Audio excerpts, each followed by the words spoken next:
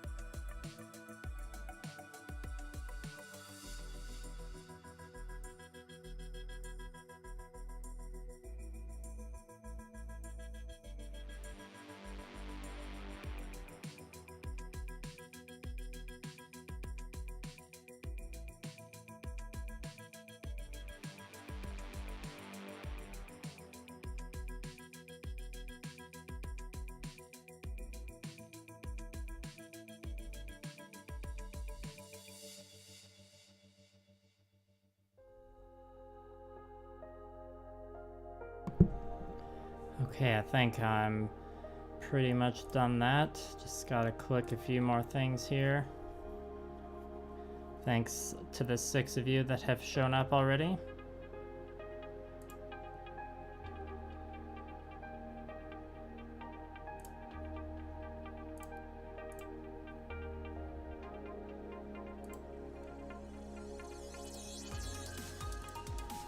Okay, that looks good. Make sure I sent off the tweet. How's everyone doing tonight? Oh, my bitrate dropped a bit. How's the quality of the stream and my audio?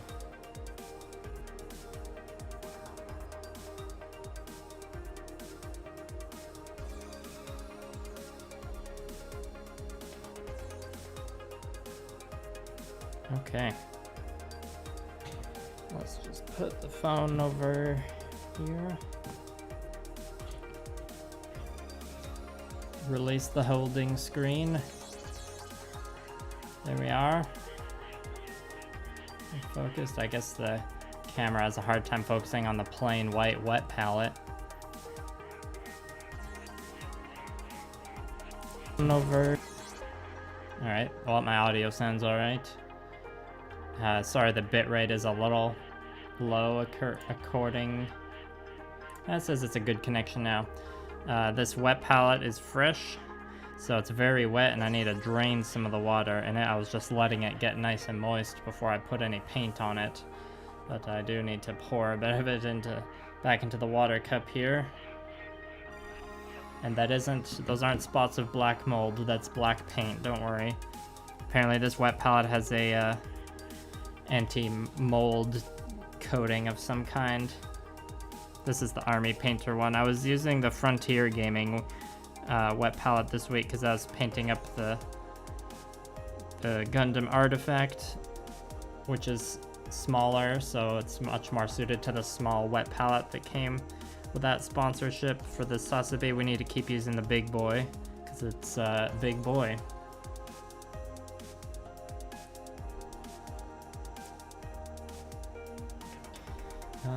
I wish despite switching internet providers, it still seems to be inconsistent, so I wonder if it's just because of where I live.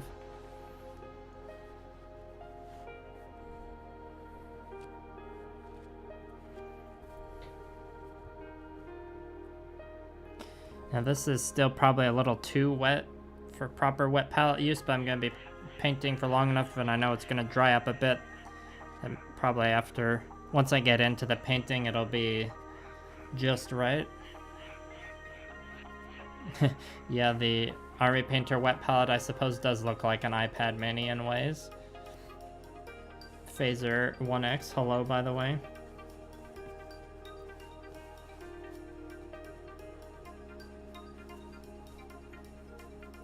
And yeah, I guess you can see it off to the side here. I do have a can crack ready to go soon enough.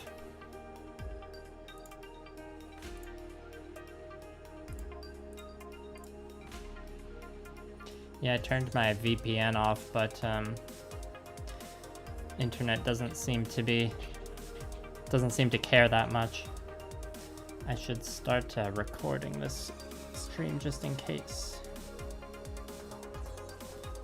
Hello, the budget hobbyist.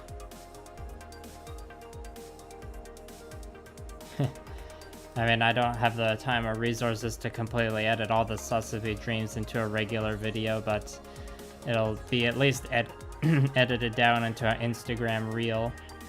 But also, everything I'm putting into painting this, it's like the same knowledge that is in that video I have that I released in April, I think. That's like a dedicated, like, tutorial. It's like a general tutorial video where I paint my Vidarbato's Kitbash. So if you watch that, or like really any of my other like hand-painted Gunpla videos, you'll get a pretty good sense of how I do it, and like those will do a good job explaining it rather than anything I edit down from these Sazabi streams. Here's the can crack, by the way, everyone. Hopefully that was nice and crisp.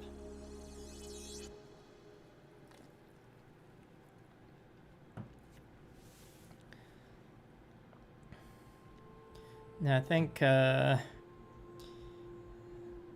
want to start with purple because it's just a bit more exciting than starting with black, and there's so much purple to do that's likely the whole stream I can just paint purple. Thanks, Neon Ashtray. Yeah, this is just the base coated stage. We've barely even started any kind of like highlighting for it. Well, we haven't really started any highlighting. Okay, let's just give this wet palette one more squeegee.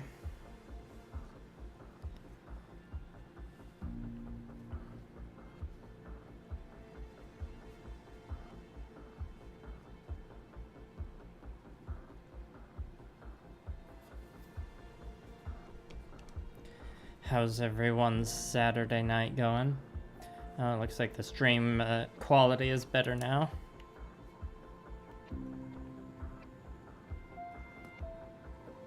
Suppose I should probably get my glove before I get started too hard.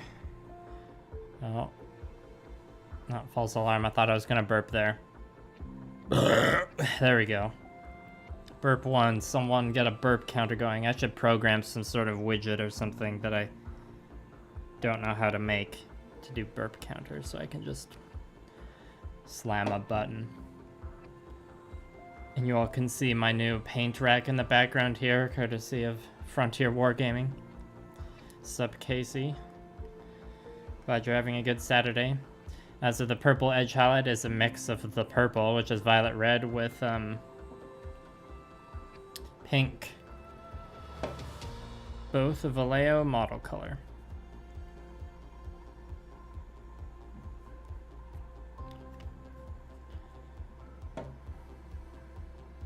And just to be fancy, I'm gonna thin with just a little bit of thinner to start, and instead of just using water for everything.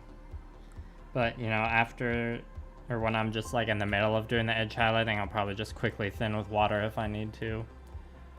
I like how I have this little like raised shelf to have like a designated spot to put paints.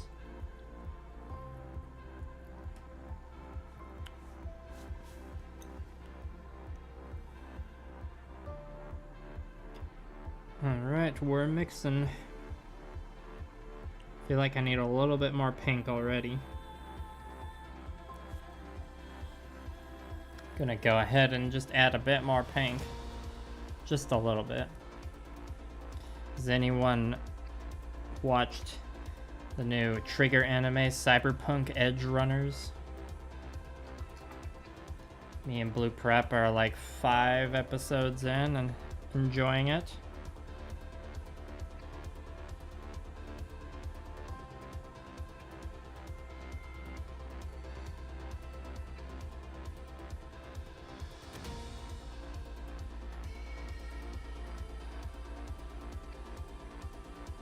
Bit more water.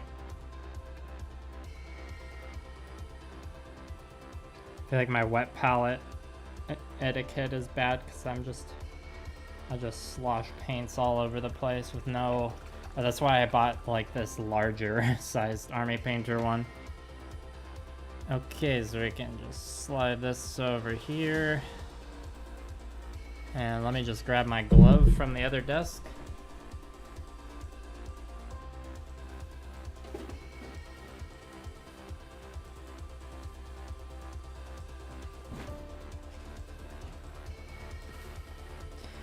Yeah, Casey, it seems, or the setting of Cyberpunk 2077 seems well suited for Trigger's style. Manines, you've seen it maybe? Is that what you were saying? Alright, and I grabbed what I thought was the brush that was the thickest, but with the most okayest enough tip that I could get the majority of the edge highlighting done, and then I have one of my smaller ones for the tricky areas, trying to use the more haggard brushes for these early parts, because I like to save the brushes with the really good tips for, you know, the later parts.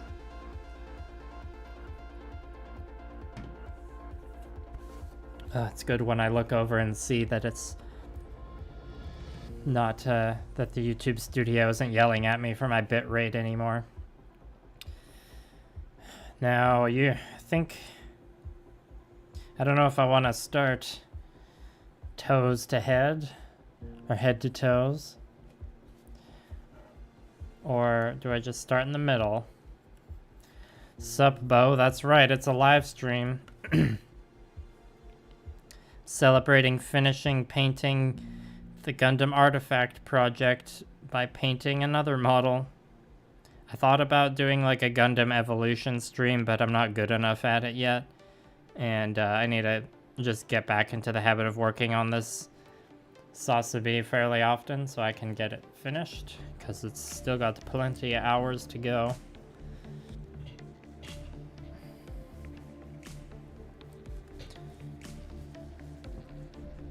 I'll get my elbow pads sorted out here. Well, let's start from the top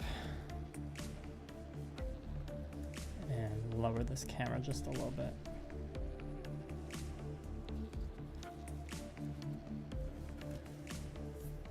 Sorry, I'm just readjusting. It's been a hot minute since I streamed, you know. You hobbying tonight, Bo? What you working on?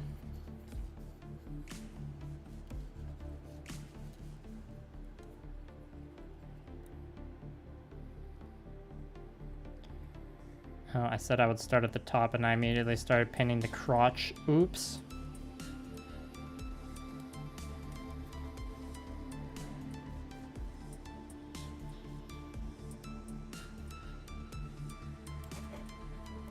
Just like all the other projects, this first edge highlight is just kind of just outlining everything so I know how to approach things when it comes to the shading and highlighting. So this entire initial edge highlight will essentially be redone again after the shading is done, but in a crispier way, so to speak.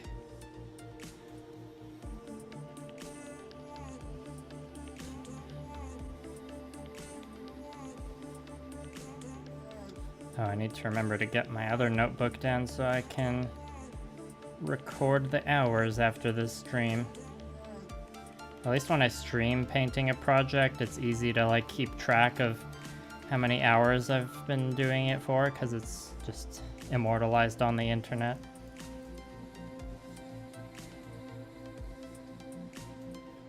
I'll just go to my previous live streams playlist and see how long I streamed for.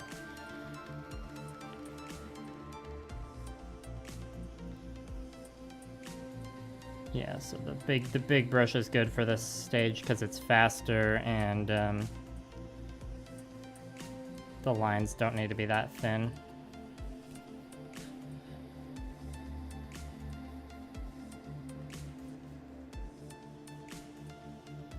It's debatable whether I need to go down this far with the line.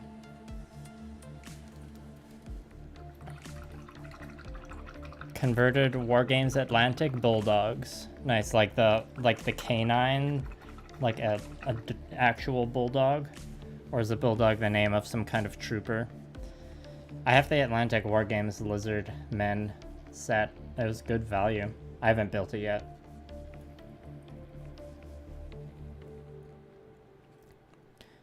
The Bawu and Hyakushiki?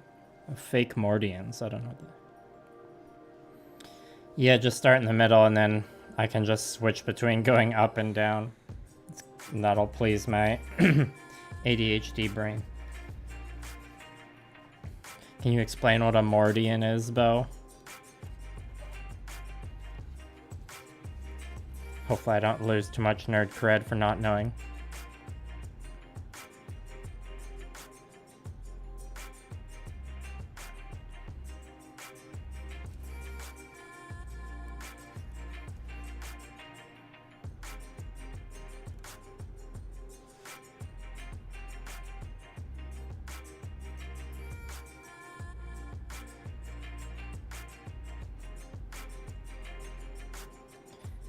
If I eventually get confident and okay enough at the game to be able to stream it, would any of you watch me live stream Gundam Evolution? You'll never guess which mobile suit I'll be maining, at least from how I've experienced the game now. I definitely have one I've been playing more. Burp 2. Yeah, I feel like I could have incorporated that one into the sentence.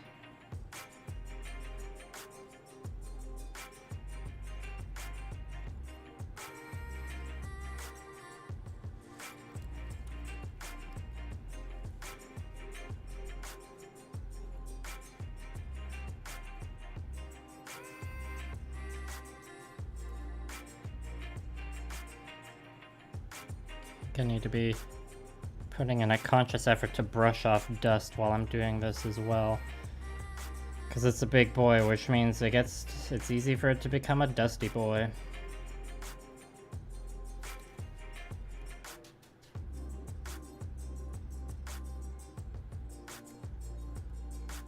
Yeah, we can do just a little bit.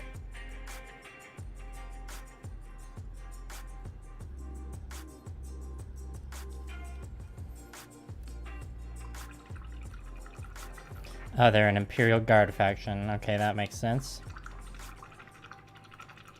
You're here for the edge highlights? Good, I'm glad I decided to edge highlight then, because I'm going to be edging for hours, as they say.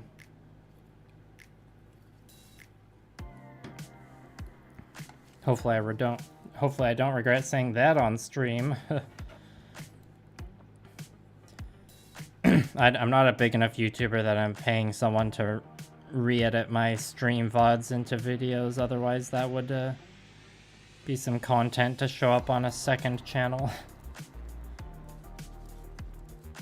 If I was a true content factory.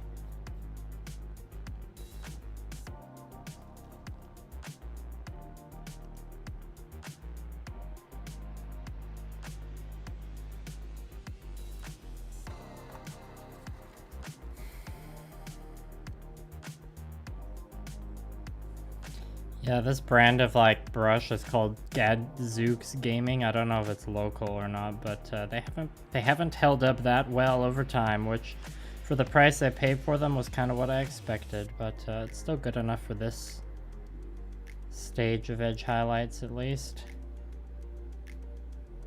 Or this brush could also be used for... Well, this is like a really ideal base coating brush as well, just because it's nice and big. Has an okay enough tip. It works for edge highlighting when I'm doing something large like this.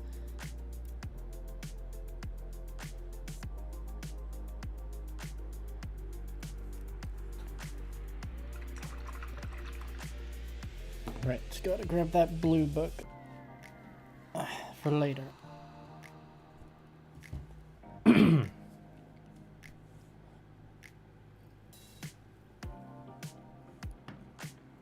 What's the gimmick of the Mordians in Imperial Guard?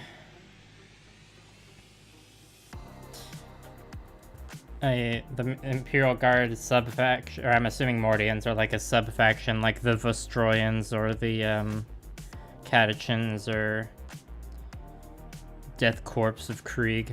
I always thought the Vostroyans were pretty cool. I think at my local store someone like traded in like an unopened one. Oh, well, thank you for the $2 super chat, Bo Paints Minis. Appreciate it. I will buy myself another frosty beverage with that. Thanks again.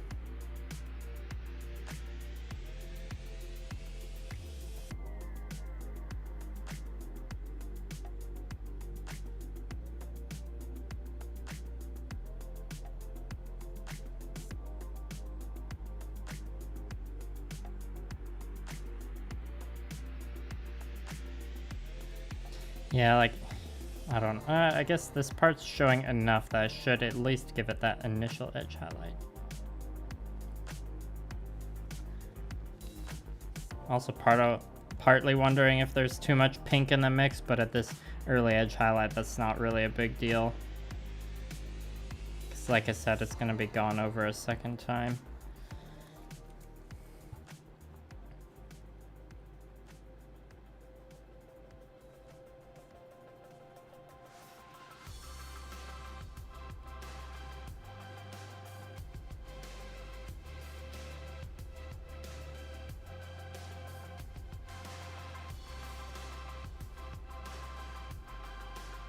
We gotta complete that line in there or else it doesn't feel right, even though it's barely visible.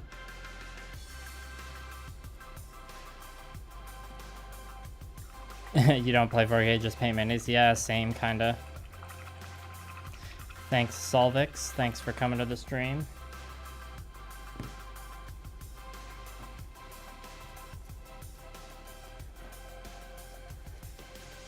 I mean, thanks for coming to the stream. That's burp 3. We're averaging like a burp every 8 minutes or so. Usually, with a can of Coke Zero like this, usually I get like 5 burps out of it. So we're past halfway on the burps, I'm guessing.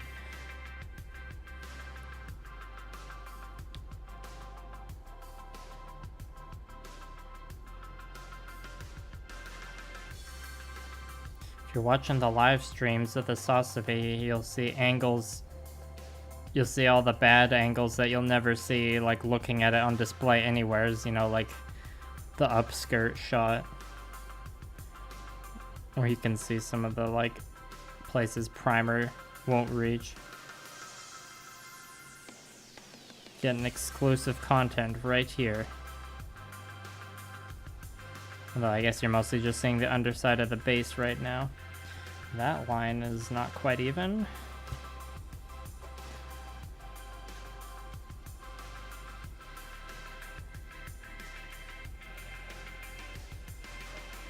This waist piece can move just a little bit still, which is useful in this moment, actually.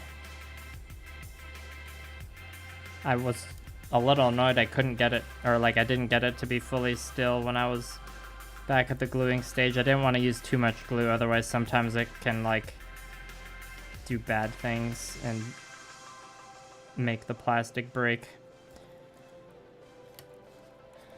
Plus, if it moves, there's a chance it'll move somewhere and rub paint off.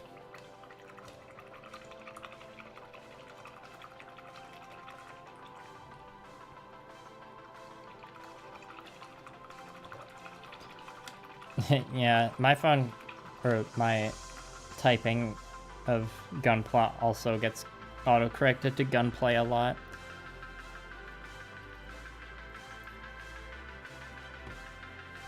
I'm just gonna move the camera a bit.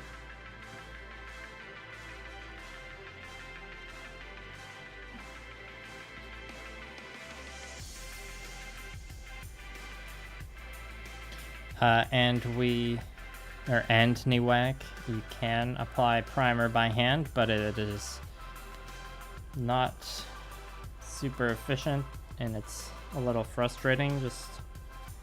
Well, you can apply it by hand and it's totally fine, but like if you're looking for good smooth coats, it's pretty tedious to achieve when you're doing it by hand because you got to do just multiple thin layers, and even then, you know, if I was like hand priming something like the Sazabi here, it'd be really hard to get a smooth result, but you don't always need a smooth result. It depends on what you're doing. If you're hand priming something like a mini that has a lot more texture and detail, like because it's compressed into something smaller and it won't have as many like big smooth areas, you can totally, or like priming, hand brushing on the primer is a lot easier in that case. But yeah, I mean, I understand if you aren't able to prime with a rattle can or an airbrush, it's not always a possibility, but if you do have the capability to do it with a rattle can, I would suggest going for that if you can, and use priming by hand as a last resort. But yeah, it's totally understandable to not be able to airbrush. It took me a while. It took me many years of being in the hobby before I even got an airbrush, so.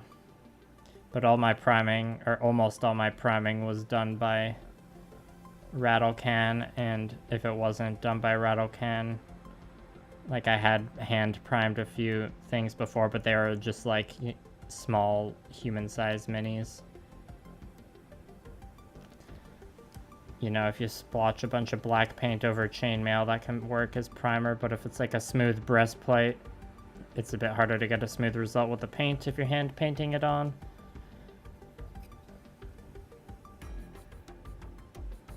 So hopefully that explanation is sufficient for you.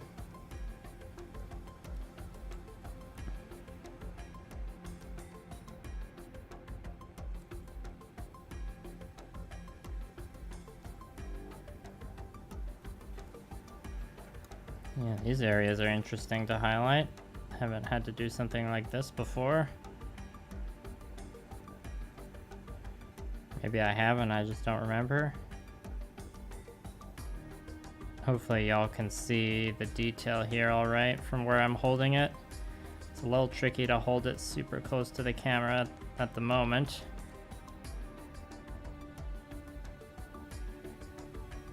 Just kind of trying to power through and finish this front crotch piece.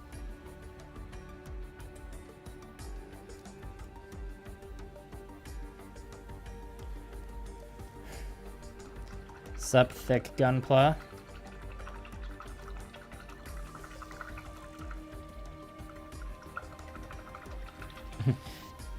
I mean, both. I recommend buying an airbrush too, but it really there's a lot of factors that need to go into that decision. I don't know enough about your hobby setup to say like, yes, you should definitely get an airbrush.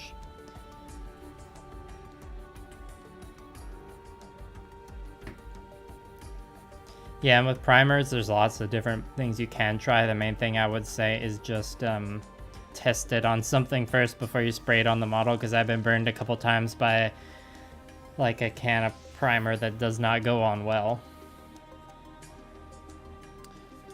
Hello, Logan Steins. Thank you very much. Thanks for coming to the stream. I am indeed painting Gunpla like a mini. And the model I finished painting today, the Gundam Artifact, is ironic because I was using my painting Gunpla like minis techniques on a Gunpla that's the size of a mini. Trying to workshop jokes for that one in the script. Hopefully the video's out next weekend, we'll see. Was that burp 4? Fusion paints don't melt plastic. Haven't used that one. My issue with like the cheap primers you can get at the hardware stores, like sometimes they're just like, they won't treat minis well, or like that'll eat up the detail a bit, but I suppose some of that is due to control of the can. I haven't used primers like that in a long time. The last time I did a lot of like priming with rattle cans, I was working at a game store, so I had access to use their primer. And I liked using the Army Painter ones because they came in a bunch of different colors that you could also buy matching just regular dropper bottles of, so it was useful for speed painting. You know, if you're painting, like I painted a lot of my mercenaries for War Machine with, primed them in Army Painter rattle can of leather brown, I believe it was. Because the mercenaries had lots of, you know, leather gun belts and straps and boots and stuff, and it was just inevitable that I would use a lot of brown on the minis a lot of the time. And priming them in that brown shade was a real time saver, let me tell you. Or even like some of the Warjacks, or I think my like Dwarf Hammerer-esque unit. Their armor was like a tan color, so I built it up from that brown. And I also used the Army Painter dip washes then. Those I don't think are as popular anymore. I didn't really like using them as much. It's like came in like a metal can. You dip your mini in, and it gets covered in like Army Painter Strong Tone, but a goopier version. Oh no, the bit rate's dropping again. My stream quality.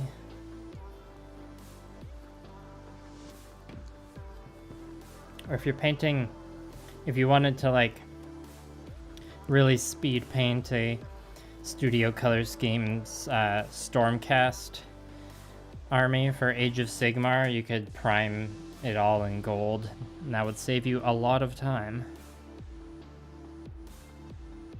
Yeah, I definitely got solid use out of the dip that I did try, Bo, but I wouldn't do it again. It was just, a lot of it was like due to the mess. Or maybe I would use it again if I like needed to paint the entire, like an entire board game, like Zombicide. Because, you know, zombies or something that you would use that kind of wash on, and it would work pretty well. Alright, we're done this front crotch piece. Let's go on to the first waist flap. Should probably clean off my brush first.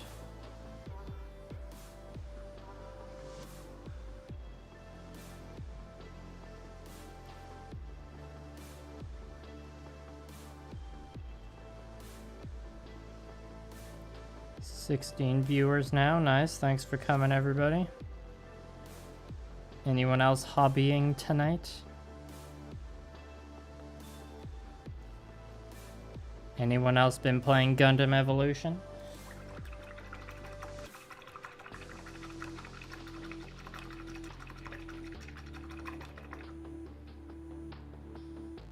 Yeah, zombies are like, when you're painting a zombie, you almost don't want it to look too good of a paint job. Sorry, I definitely just bumped the mic with my brush there.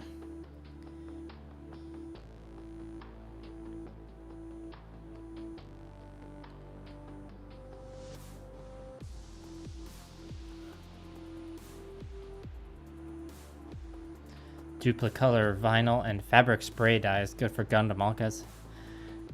Yeah, I've never heard of that stuff being used on Gunpla. It sounds like it's pretty... Sounds like it might be too thick or harsh to use on a mini, but I wouldn't know.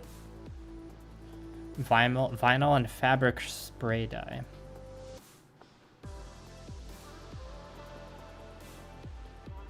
Always neat hearing about those DIY hardware solutions.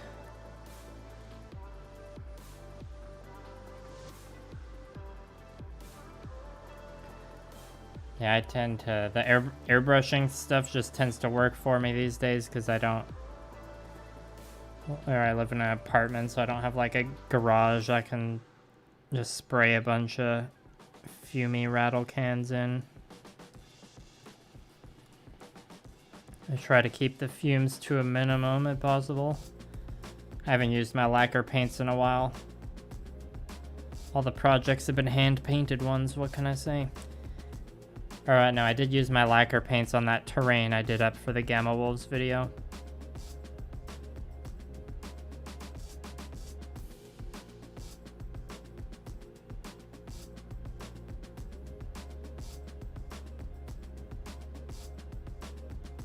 Those lines on top were a little thick.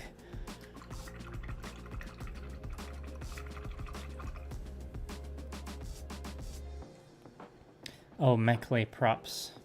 Didn't notice the name was different there. Hello and thanks for coming.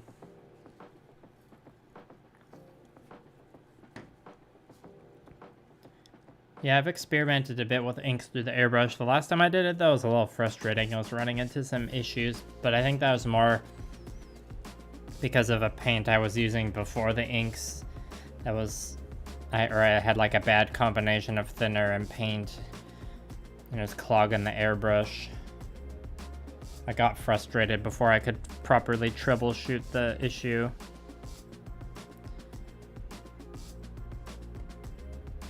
But I don't think...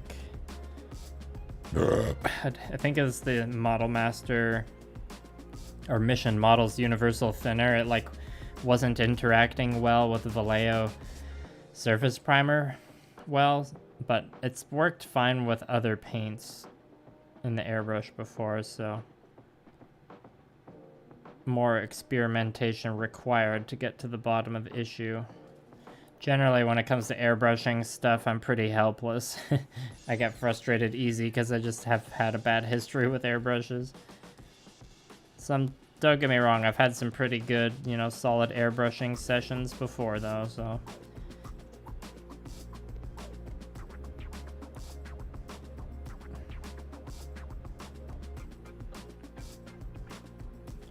I don't mind focusing on the brushwork though, obviously. I find painting with the brush a lot more relaxing than airbrushing. I've never really worked with oil paints on models before at all. And again, part of that's like fume issue. I hear oil paints can get some good stuff done though with minis.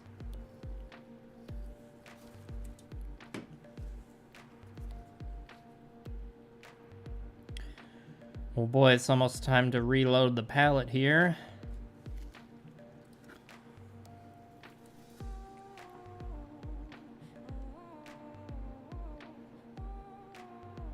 Yeah, and I might awkwardly just decrease the amount of pink in the mix. And then these front sections will just be a little brighter for now.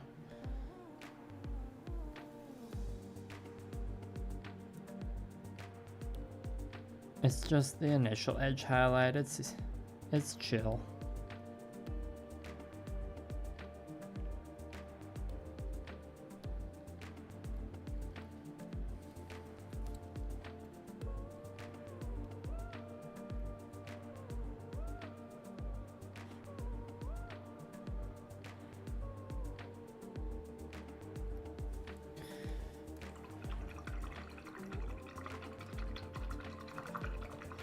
Yeah, I need to get one of those ultrasonic cleaners still myself. I need one of the smaller, more compact ones though, because, you know, I'm tight on space.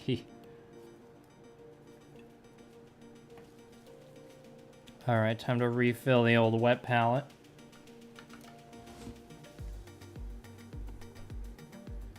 Hello, Jake McCormick.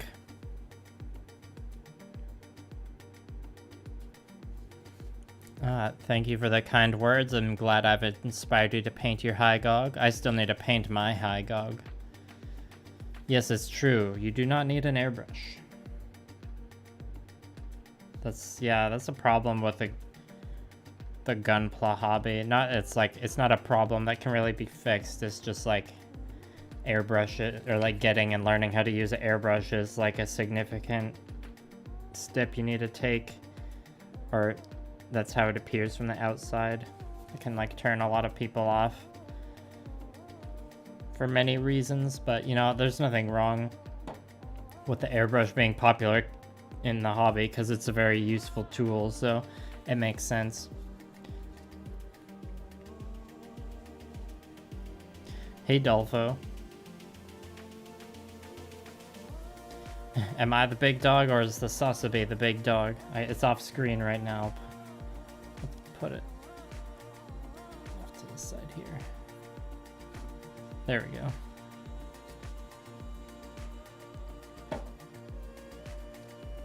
When did you see the goof video, Jake? I always wonder, because that's still my most viewed video. So I'm always wondering, like, or because I feel like that's the one that's usually bringing in new subscribers.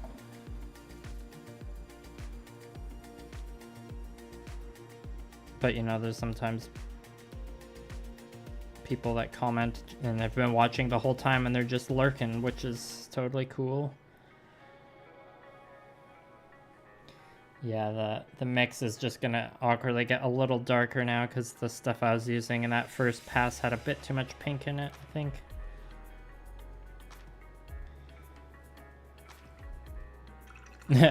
Alright, see ya, Bo. Thanks for coming by. Hopefully the movie's good. Okay, I'm glad I'm the big dog, Dolfo. The Sazabi is also a big dog, though.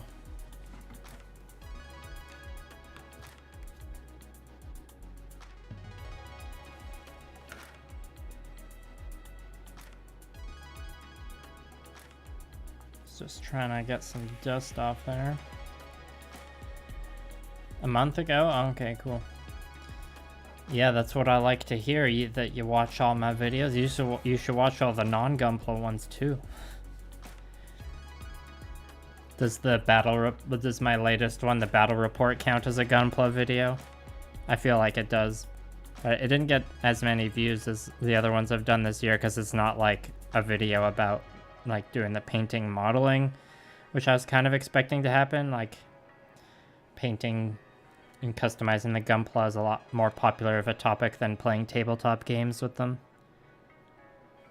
But you know, for me, it still belongs in the playlist with all the other Gunpla, obviously, because it includes all the models that have their own painting videos.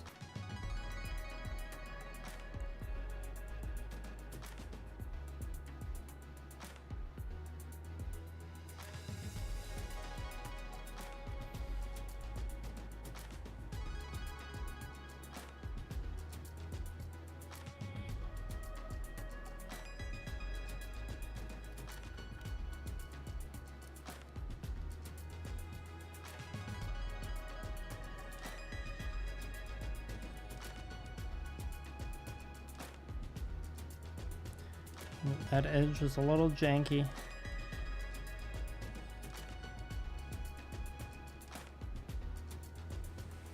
Man, going from painting the artifact this week, which is, you know, it's the Nightingale, which is pretty similar to the Sazabi because it's like a reimagining of Char's suit for that novel. Is it going from painting like an extremely small Gundam to like a very large one is pretty entertaining, not gonna lie.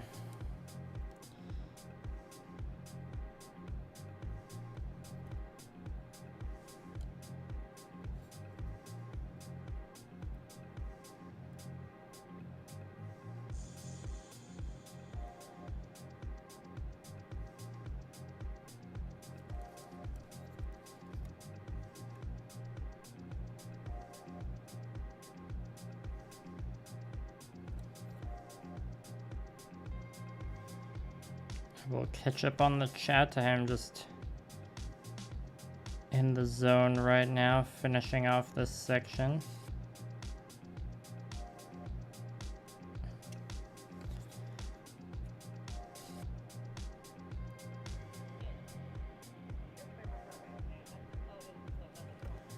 All right, that's that waist flap done.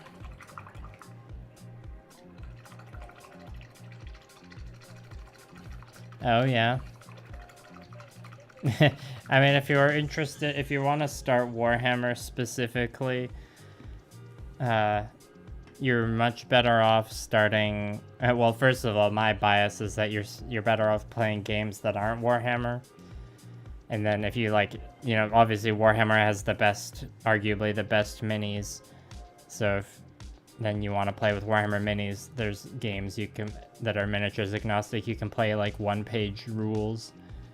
Burp 5, I think. One-page rules has a fantasy game and a sci-fi game, but if you are set on playing Warhammer games, I wouldn't start with like full-on Age of Sigmar or 40k. I'd start with either Warcry, which is the fantasy one, or Kill Team, which is the 40k one, and those are like the skirmish game versions. Or you could even try Warhammer Underworlds. If you start with their like smaller scale skirmish games, paint it, play it, if you like it, then you can keep buying more into that. But if you try it and you're like not into it, then at least you've only bought like a skirmish force and not an entire army. Thanks, Easy A. I mean, it looks kind of clean now, but it's gonna get very busy with gradients eventually. I like the new setup, Dolfo. I mean, it's kind of one of those luxury products, not something I would have bought otherwise, but it has no doubt made me feel, you know, a lot better painting when I have this fancy like wooden paint rack beside me, and it has helped in like an organizational sense as well. And having the portable paint station is very nice as well.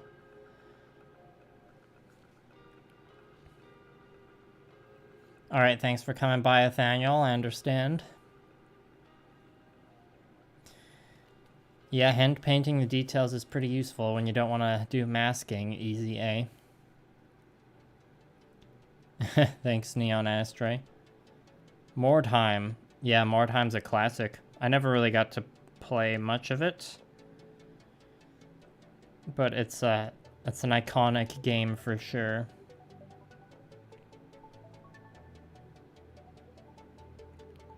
Yeah, Mechly props, depending on what like master grade you get, it's not that much harder than a real grade. It's just like there'll be more steps and more parts. So like if you're confident following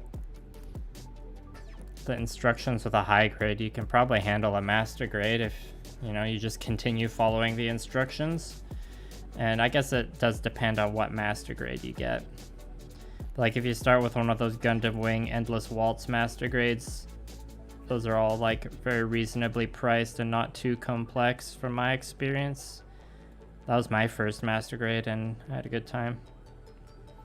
You know, like if you want to go to a master grade Barbatos specifically, yeah, maybe one more high grade or a real grade might be worth it, because Barbatos is like the fancy pistons or whatever, but you know, they're not that bad at the end of the day. I come from the miniatures side though, so the fact that you don't have to use glue just gives me a huge bias, like, wow, building Gunpla is so much better. And cheaper. Or more value, I should say.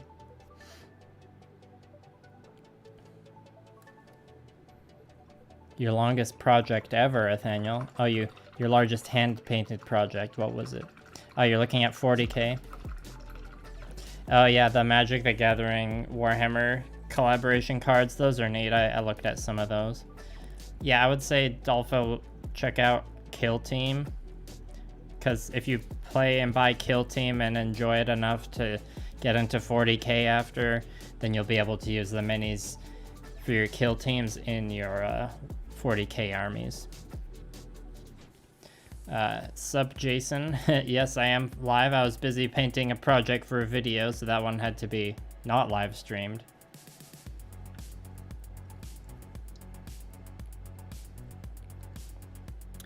Yeah, that's true, Dolpho. I guess it depends on the real grade and the master grade.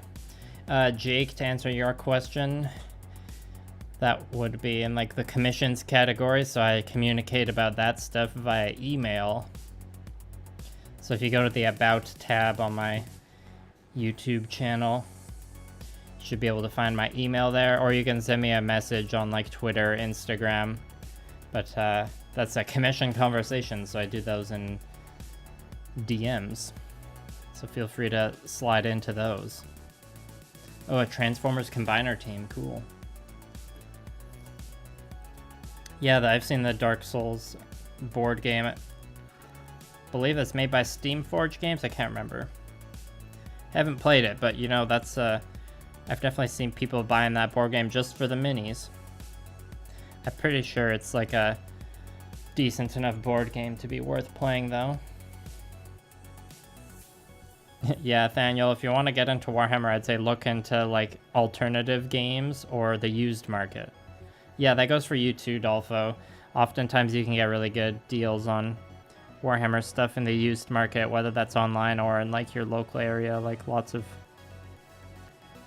like local hobby shops that carry Warhammer will also have like a used section. At least mine does, has like a glass case of like old used minis for sale that people trade in, which I have also, like, I've utilized that feature the store has. You know, sometimes you gotta buy or you gotta sell models that you're not gonna paint so you can buy more models that you're also not gonna paint. You know how it is. I've never seen any store do that with Gunpla in North America. I've seen stores that do that in Japan with Gunpla.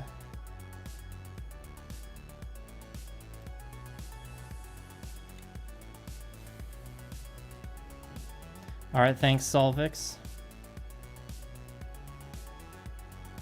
Yes, Gamma Wolves is far more affordable than Warhammer. With that, all you need is to buy the book, really.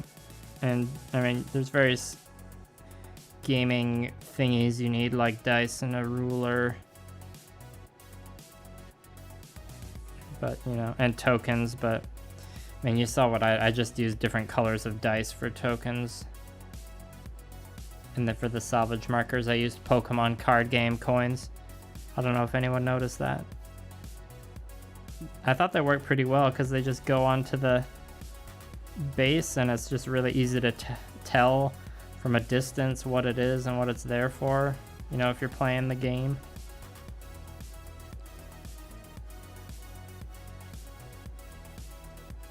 Though I think I only have 3, so I might have to find something else for the next game I play where I do 4 objectives instead of 3.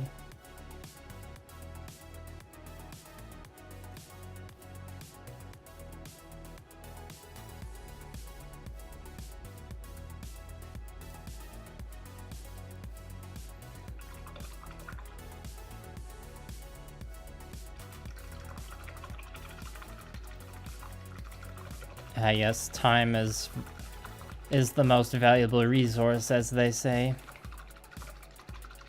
Well, thankfully with Warhammer stuff, there's plenty of useful information online on speed painting recipes. So the thing about painting like armies of things is it doesn't like being ooh, I think we got a 6th burp there. Being precise and executing like a perfect paint job isn't what makes your army look good. What makes your army look good is just everything being consistent and all being painted in the first place. And, you know, sometimes speed painting is the only way to get it all done. When I need to paint large armies, like, I kind of have to resort to a lot of speed painting methods, and I feel like that's common. Because what do you think will look better on the tabletop? A partially painted army, but some of the models are painted like really well, or a fully painted army that is all just like consistent?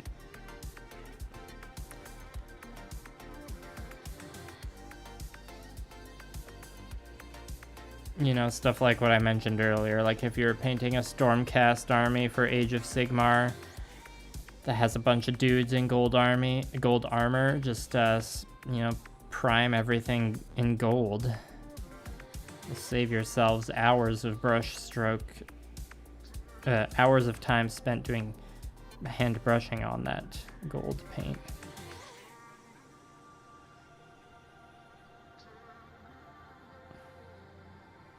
Yeah, that line up on the top there is a little iffy there, Liam. It's a little thick. Well, the front part of the waist is done. Look at that.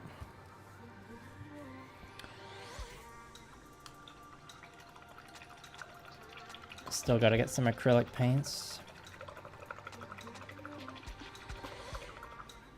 I mean, Vallejo is what I'm using. It's probably good. Unless the place, I guess, make sure it's coming from a reputable place and not just some person selling a box of paint that's been sitting in a box for 20 years. Vallejo is like the good middle of the road, like mid-range paints that are affordable. Yeah, there's better paints out there, but Vallejo has like a really good consistent range for the most part at a reasonable price, is what I'd say. Scorpio symbol. Well, that's fancy. Hello, Kalinas, by the way. And Cyber Scorpio. A P2 session. What's a P2 session? All you've missed is just me edge highlighting. This entire stream is probably just going to be edge highlighting the purple color. Because there's a lot of it. Okay, I think we're going to cap out at 6 burps.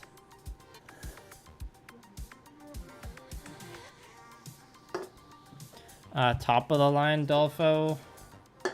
I think I don't think there is like an agreed upon best. Some people would probably say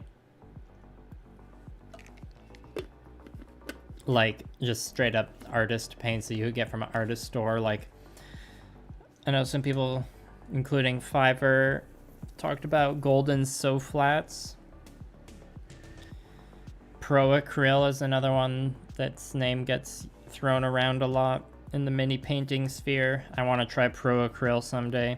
Chimera paints as well, but I know like the different, like Pro Acryl I think is a much thinner kind of paint, and Chimera is like more thick and like heavily pigmented, so it depends on what kind of paint you like to work with.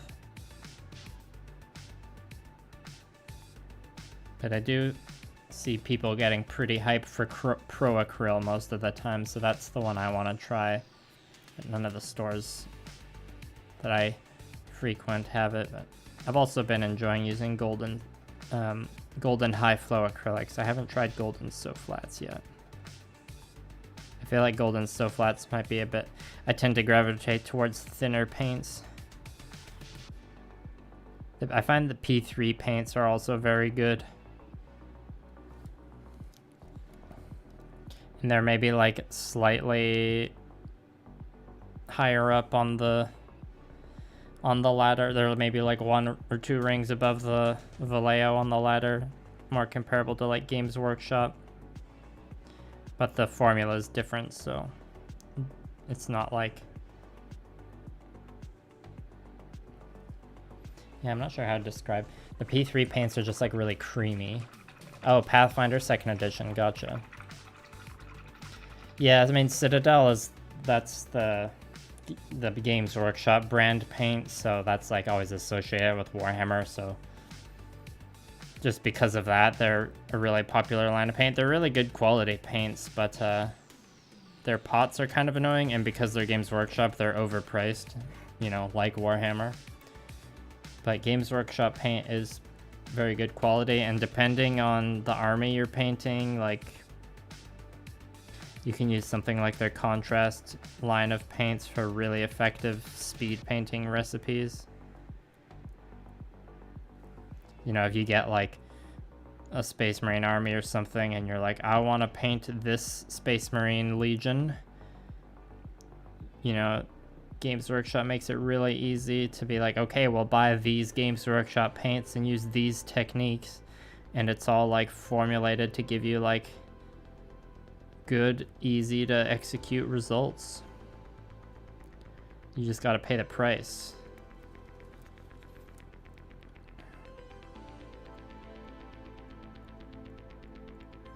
I wonder if Games Workshop will ever put out their own wet palette. Probably not. I feel like if they were gonna do that, they would have done it by now. And hello, Dark Matter Crafts. Yeah, Colleen, as you kind of said what I said too. Overpriced, don't like the bottles. Yeah, Nathaniel, it's all about having multiple projects at the same time. 40k Deathless Destroyers. Is that a Space Marine chapter?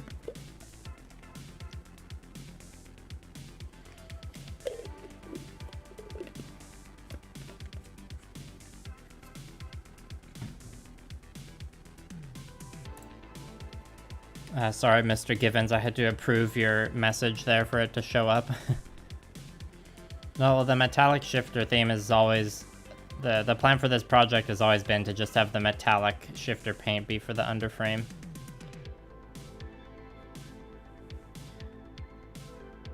That's what I did for the artifact as well. It's got shifter paint for the underframe.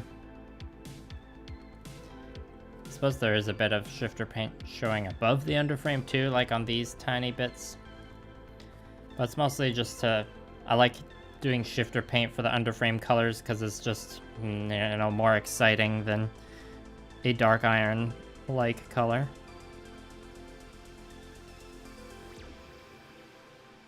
It's an interesting way to like complement the colors that are present on the armor.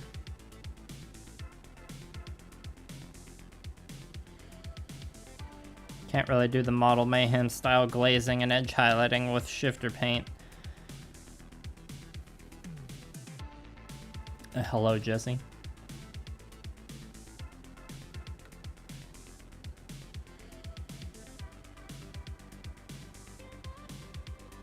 Yeah, Vallejo paints definitely aren't true matte. Matte medium is just a good thing to have in the painting arsenal in general.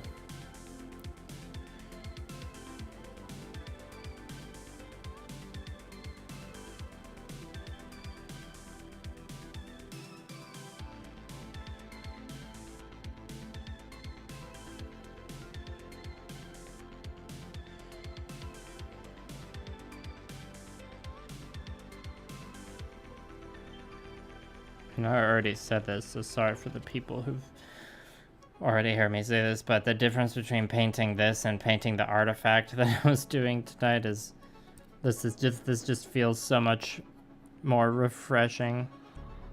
It just feels really refreshing to paint something with large, easy to catch edges.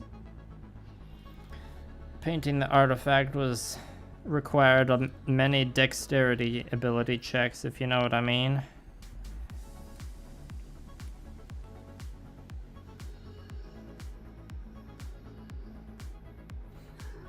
I get you, Mr. Givens. I mean, having the Sazabi's armor panels be shifter paint as the main color would definitely be a striking effect as well. But if I was doing that for a project, it would be like a non-Model Mayhem style one, and I would leave it posable and everything. But as much impact as it would have, I don't think it would have as much impact as Model Mayhem style.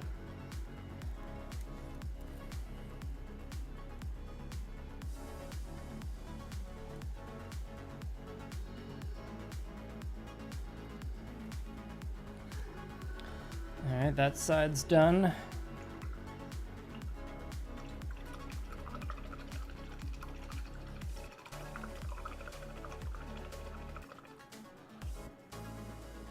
So Jesse, favors the Chimera. I have heard a decent amount of hype for Chimera paints online as well.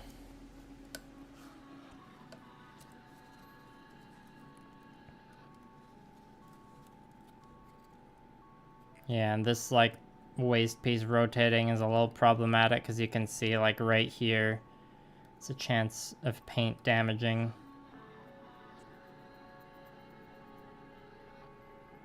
But getting in and gluing that properly was also problematic, so I just got to be careful with the handling. Well, we're past an hour now. I'm gonna at least do 2 hours for this stream. I don't think I'm gonna break 3 hours though, because it started a bit later than usual, because I was finishing up the artifact. I just wanted to get the palette going for the Sazabi again, so that when I'm working on the artifact video this week, I can continue chipping away at the Sazabi and, you know, do what I was doing before, where I generally try and do one live stream a weekend. Maybe more after the artifact video's out, we'll see.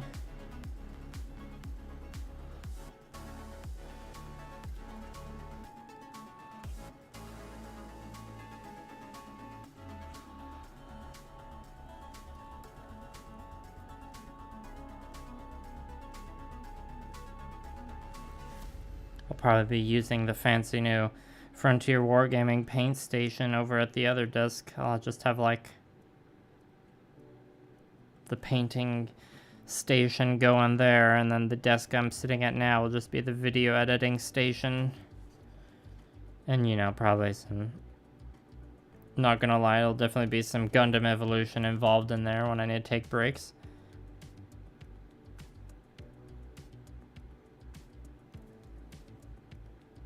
I haven't really played it since Thursday though. I need to get my kill death ratio up. It's not great right now.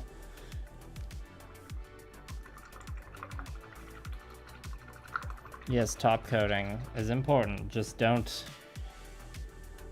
do a bad top coat and make your model all frosty, because that feels bad, trust me. I think when I'm done this waist piece, I'm gonna start doing the chest.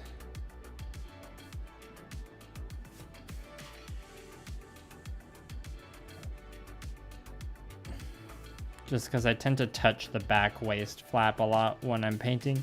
Now that was kind of half a burp, so burp 6.5. When I'm painting the rest of the model, I tend to touch the waist, the back, the butt piece a lot, so I'll paint that last, because I'll probably have to tidy up some parts where paint rubs off. The base coat, that is.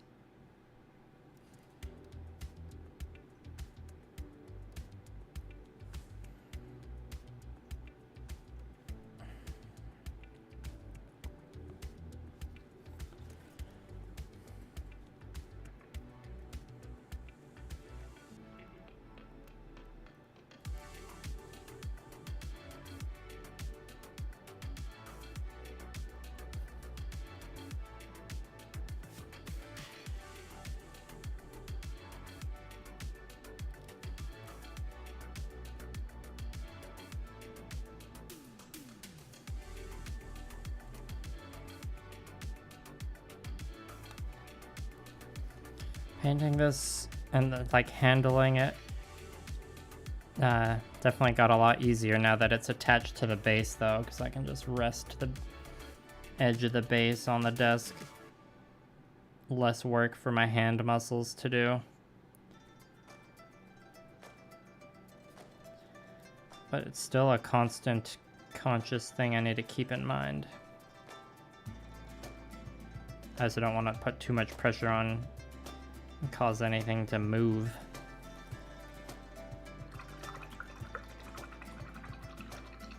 Congratulations on the Zaku 2, Kalinas. Yeah, I know Citadel changed the formula for their white spray paint this year. I haven't paid much attention to it though, so maybe it still is chalky. But white paint is, in general, is hard to not be chalky sometimes. It's always good to do a test model for that reason. White is just a hard color to work with in general. The new real grade God Gundam. I think Blue Parappa's, or we have a pre-order in for that, and Blue Parappa's gonna build it. I think I'm content just observing her build that one, and I'll just stay content with my Red Bull God Gundam. Yeah, I mean, I watched some reviews of the kit that pointed out some of the, like, odd joints on it, but you knew it had to end up being a little janky in order for them to pull off that extreme posability.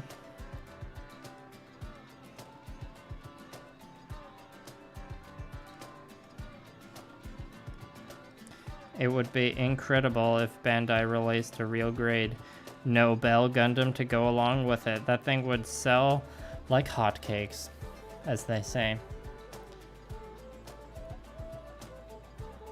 Oh, thanks, DC. Yeah, I mean, I would probably have a similar revelation if I was watching a live stream on TV.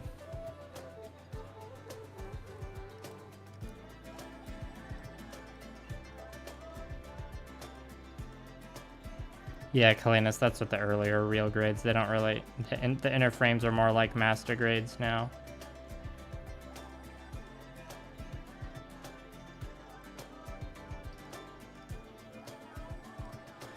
The thing I don't like about real grade kits is just the pieces are so tiny and there's so many of them. It makes painting them quite intimidating.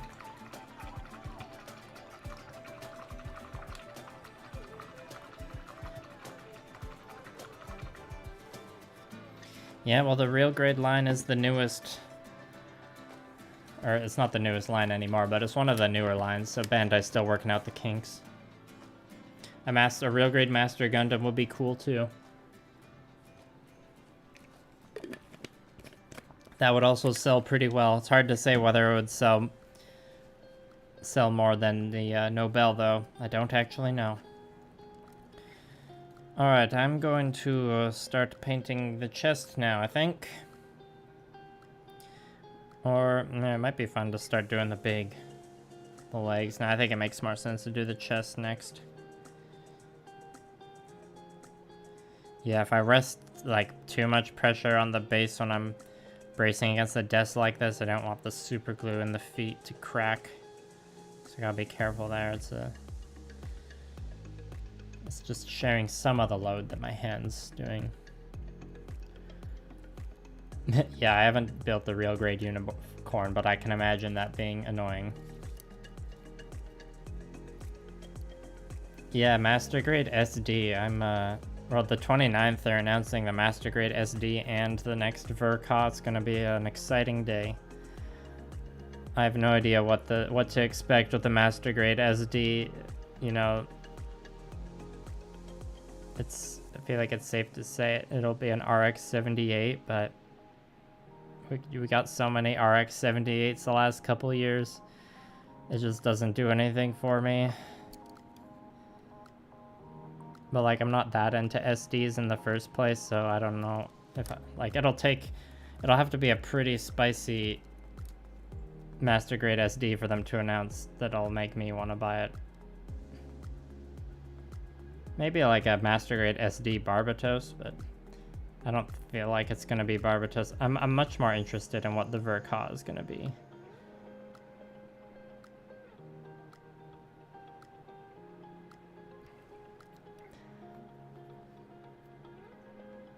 But my painting style I feel like it's much better suited for simpler kits like high grades and stuff. Master grades with a lot of like fancy moving gimmicks aren't great candidates for Model Mayhem style. But, you know, maybe I'll have more of a traditional Gunpla style idea for the Verka if something gets announced that I really want to get.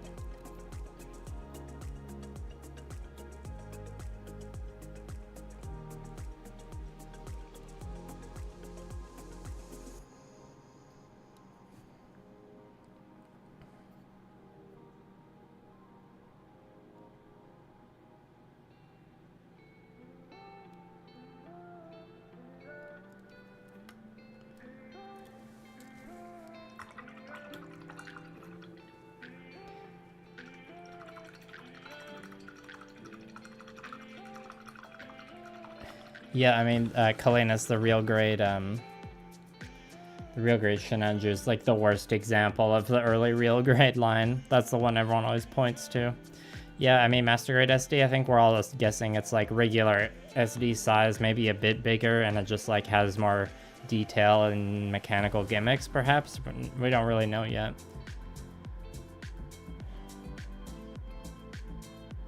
Yeah, SDs are pretty hardcore with the stickers.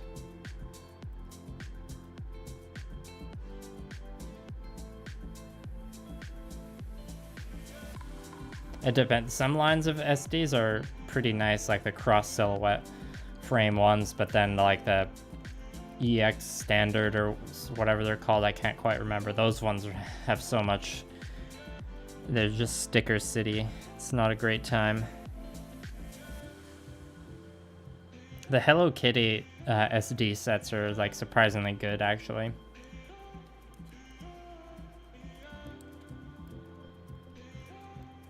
Yeah, SDs are good for experimenting and the like, and practicing.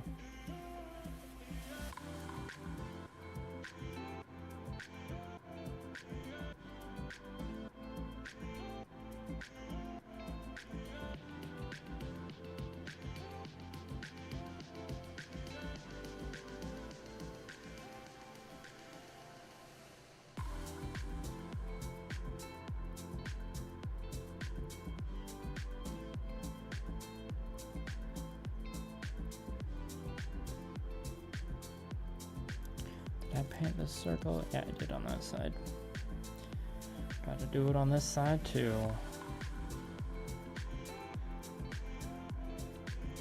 I'm not a huge fan of these like circle designs on the armor too, but you know, they're common enough. I'm pretty used to painting them.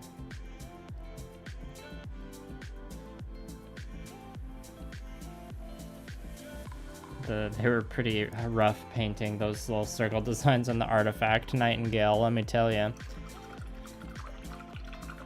Yeah, I think lots of people, they'll like avoid using the stickers if they can, but it's hard to avoid using the eye sticker. Yeah, that DC, that was a Blue Parappa set when I got her the Hello Kitty SD. It was like surprisingly good.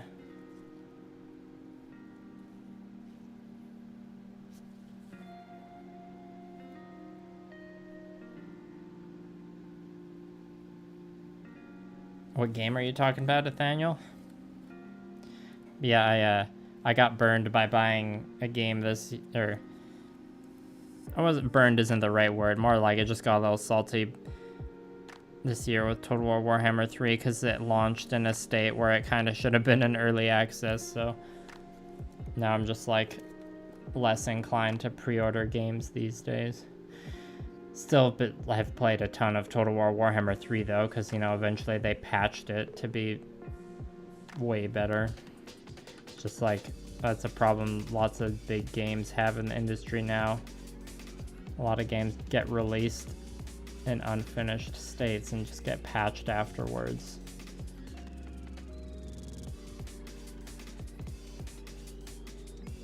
Because they can get away with it.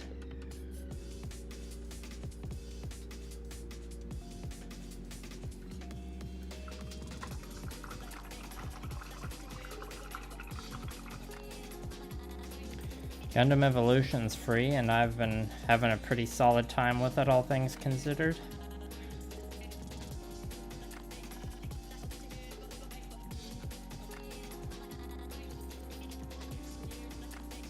And Steam also has a very reasonable refund policy. I mean, depending on who you ask, if you talk to a game developer, they might say it's a little unfair, which I could totally agree with.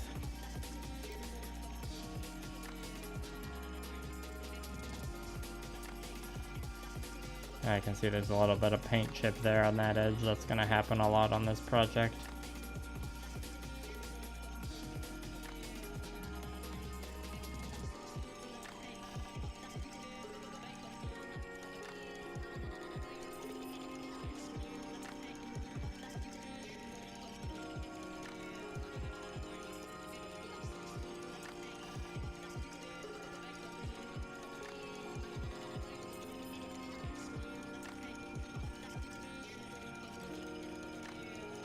These edges here are a little loosey-goosey. Might have to revisit that later and refine it a bit. Yeah, that's a little rough.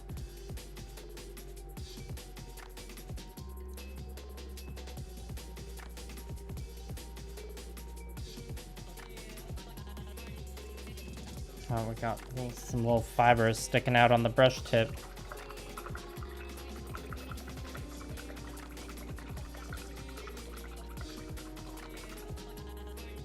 Dark Matter Crafts, it's a new Gundam team shooter that came out.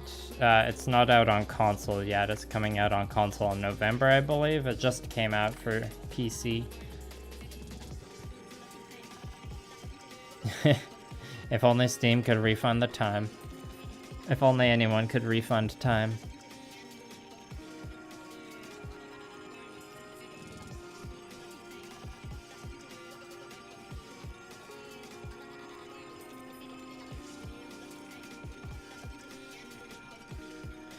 I mean, in Total War, there's mechanics in the game that are inherently unfair when you play at higher difficulties. It just lets the AI cheat, and that's how it makes the game harder. And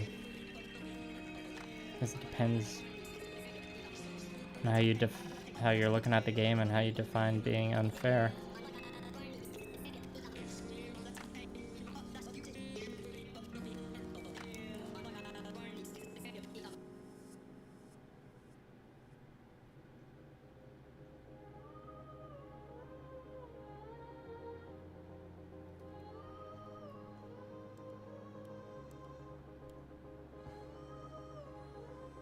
Yeah, highlighting this section of the chest is a little jank, not gonna lie. We're just gonna have to revisit this area. But really, we'll be doing that with every area, so...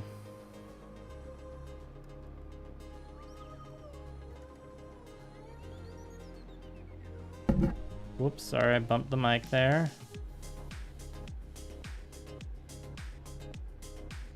Problems with handling this big lad.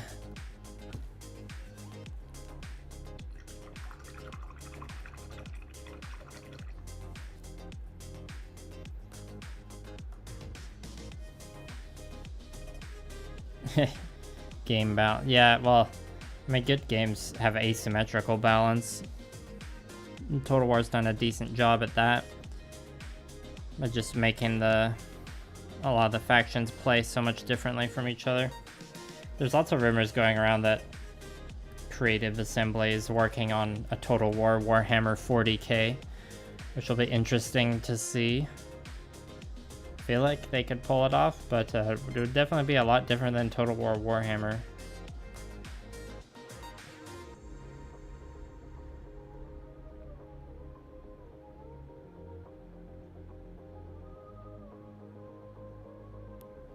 Like, they could definitely nail the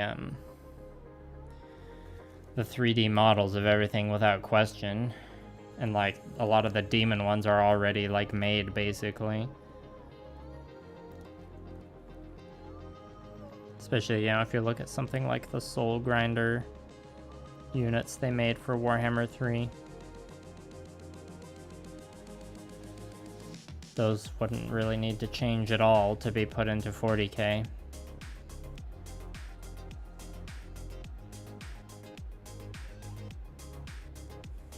It's just a question of how much different the campaigns and battles would be.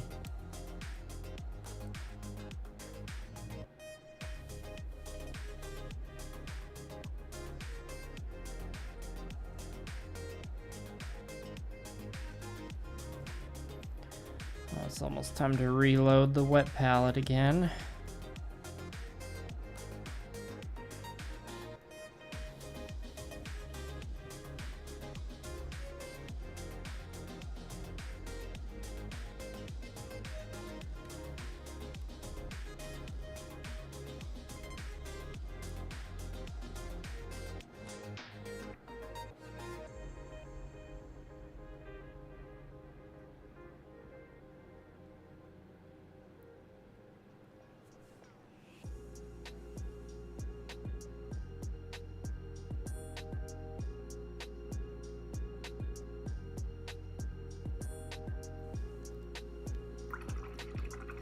Yeah, let's refill that wet palette.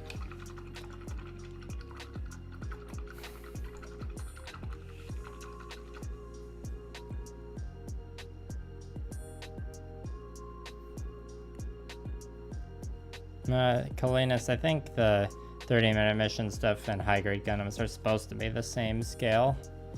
No, the Sazabi doesn't have a name. It's a commission, so I feel like the person commissioning it should name it. But maybe there were some names thrown around last time. I don't think we settled. Sup Taz, thanks for coming, Plamotherapist. Gira Zulu. That sounds familiar. That's like another purple mobile suit, I take it. Is that from Unicorn? Yeah, I've definitely seen some pretty whack mods for Total War Warhammer.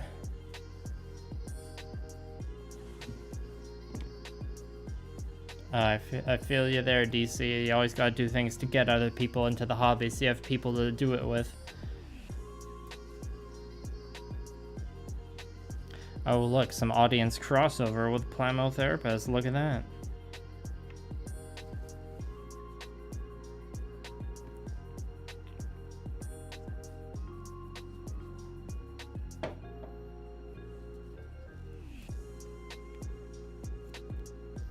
Easy kits to de-stress. Any suggestions?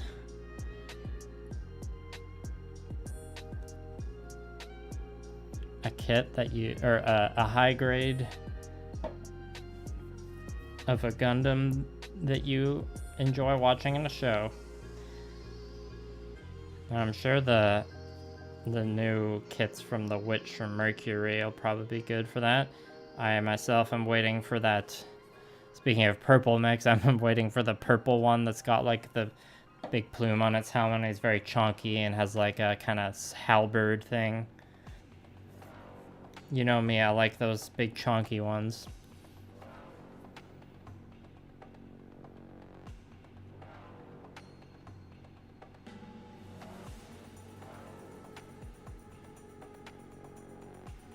Yeah, Plamotherapist put out a great video about masking today. It was nice and easy to understand and informative. So if you need masking tips, check it out, people. The resin kit is coming along nicely. The only resin I've worked with has been for like miniature wargaming stuff, basically.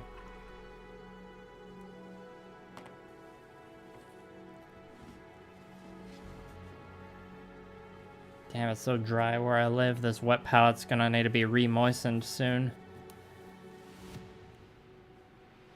Oh yeah, the entry grade new, that would, Yeah, I haven't built any from Mercury kits yet, but hopefully soon.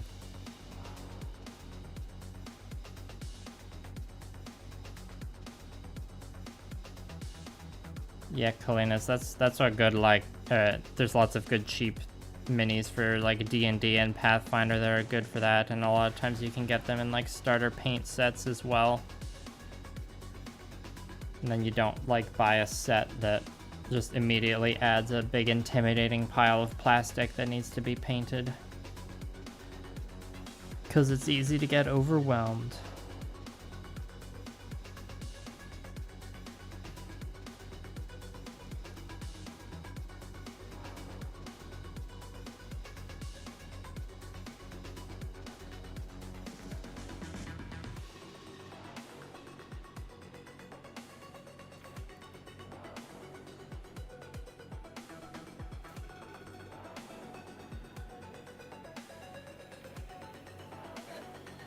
So Taz, what suits have you been playing in Gundam Evolution? Or which ones did you play when if you were in the network test? Any ones that you vibed with in particular? You'll never guess which one I enjoyed playing.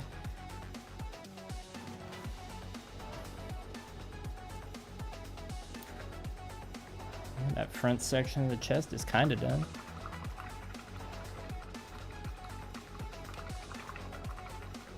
Oh yeah, those D&D Frameworks ones. The only thing I've really heard about those is they're kind of overpriced. I didn't mind the pre-primed ones, but a lot of people I talked to would prime them anyways. They're the WizKids D&D ones are definitely a step up in quality from the Reaper Minis Bones ones, but the Reaper Mini Bones ones are like the cheapest D&D minis you can get almost.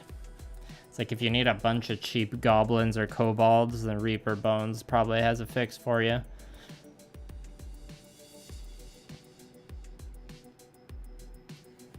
And thanks for the recommendation, Mr. Givens.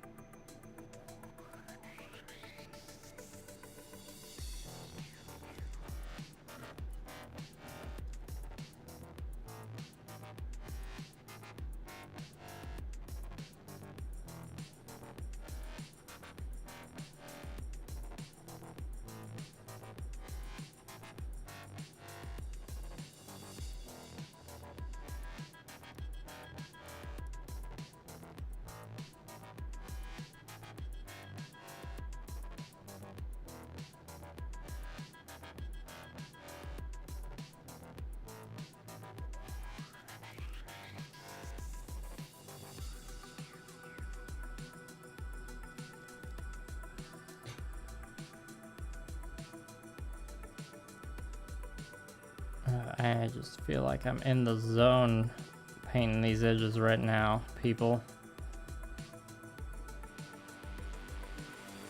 Almost done this section, then I'll catch up on the chat.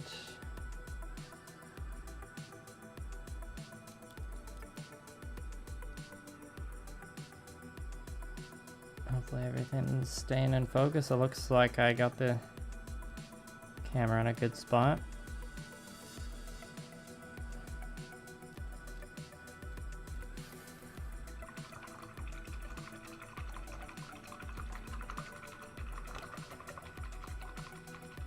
Stripping down, that's the ultimate extra effort. Or I find stripping minis is a pain sometimes. Pale Rider, Gun Tank, Gramps, and Sniper. Yeah, I heard the Unicorn is super OP right now. I haven't unlocked it either. And all those ones you listed are the... Well, I mean, I had an okay time with the Pale Rider, but... I guess I haven't really given Gun Tank and Gramps a try, but I've been more vibing with Barbatos and the Zaku 2. Those are the only ones I've like been able to get actual kills with.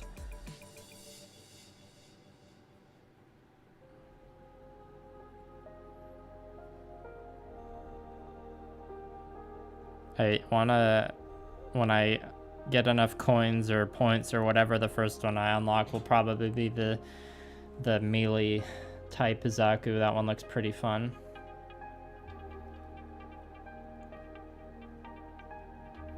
Yeah, 30-minute mission kits are good for that. Yes, and the Jesta is good as well. Yes, bots to beats, I am live. Yeah, purple power is good for stripping. Yeah, Zaku 2 is fun. We're talking about Gundam Evolution, DC.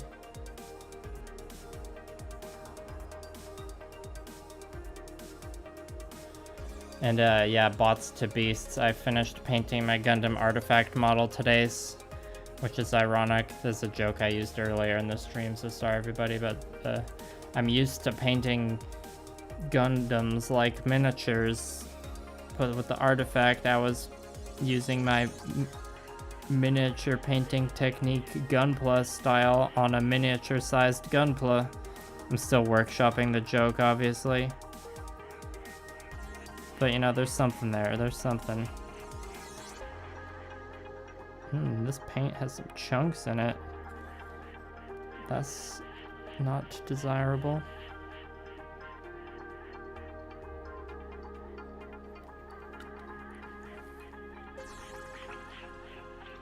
Yeah, I mean, Mr. Givens, I only play on PC because that's what I got.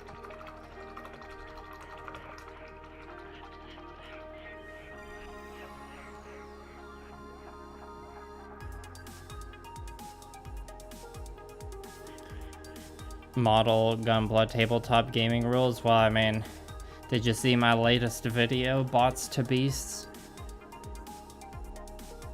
That was for a tabletop game called Gamma Wolves, where it was a tabletop game using Gunpla, but the game isn't designed specifically for Gunpla. Gunpla is just one of the things you can use for it. I have heard of other various alternatives for tabletop gaming rules for Gunpla. There's definitely more than one option out there. Okay, I think I got that side. Alright, thanks for the lurk, Taz, and thanks for chatting.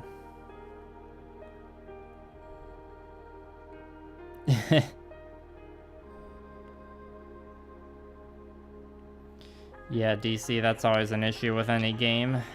Best of luck to you. It helps if you have like 2 teams ready, or like 2 teams of models ready to go, so all you need to do is convince your friend to play it. They don't need to bring anything, and then maybe if they'll like it enough that they'll be inspired to assemble their own crew.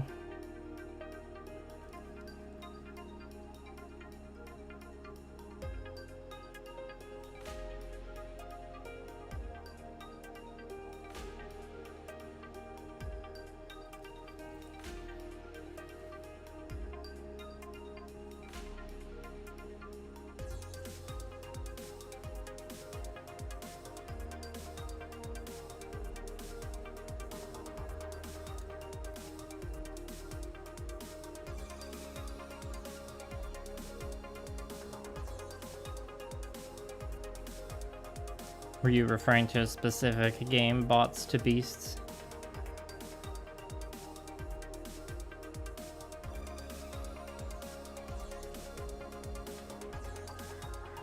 Yeah, 4 hours a week is, I'd say, on the longer side for D&D games. Oh no, that's the thing with D&D, it really depends on your group's playstyle. I've definitely played in groups before where like the majority of people there preferred to have longer sessions like that, but my sessions I think lean more towards, well, actually maybe they do approach 4 hours, but we usually like we'll have a break or two in there. If it's happening weekly, I think, you know, if it's like on a weeknight when people are working and stuff, then like 2 or 3 hours is better.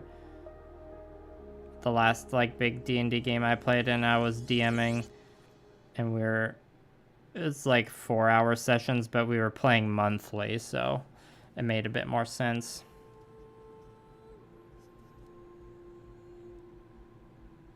Getting like prepping 4 hours worth of D&D every week is a lot of work for the DM.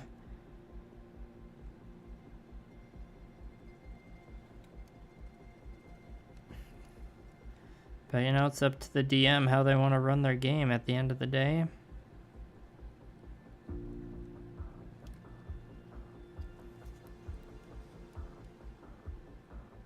Hopefully all that painting I just did was in focus. I wasn't really paying attention to the monitor.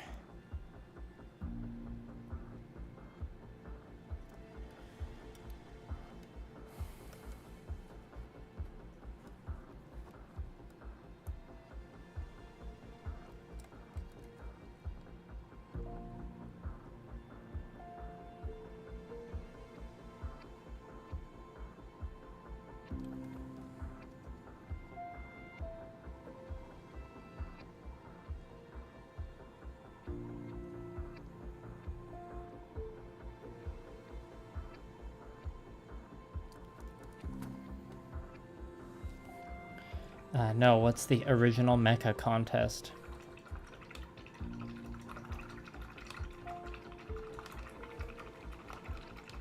Yeah, that's the other thing with D&D groups is like you can lean more towards the role-playing side or like the dungeon crawling side or the combat side. I think my games like lean more towards the role-playing side, but I always make sure there's a decent amount of combat in there still, because lots of people, it's undeniable that lots of people get into D&D because they want to roll dice and, you know, hit things with swords, etc. Also, you just had your first session of Pathfinder, Cyber Scorpio. Was that what you were doing?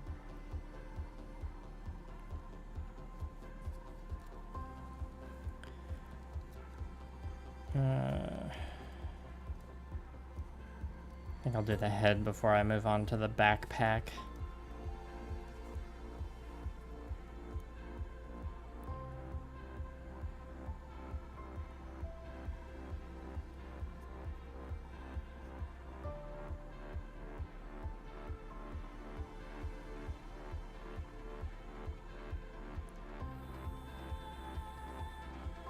Guess I should probably, or when I'm done the edge highlighting stage, the initial edge highlighting stage of the Sazabi, I suppose that's when I'll have to take new photos for the thumbnail for the streams, because right now the stream thumbnail doesn't have, or it's just a picture of it in the like airbrushed stage. It looks a lot different. I was a little rushed in preparing for the stream today because I only just finished the Gundam artifact. I was planning on like, or I have no idea when I'm going to do it, but eventually I'm going to spruce up the stream overlay just a tiny bit. I was also thinking of switching stream softwares, but you know, that's not the at the top of the to-do list right now.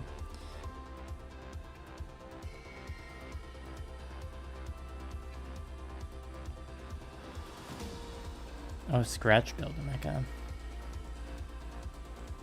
Oh yeah, Calamity seems like a good person to judge a scratch building contest.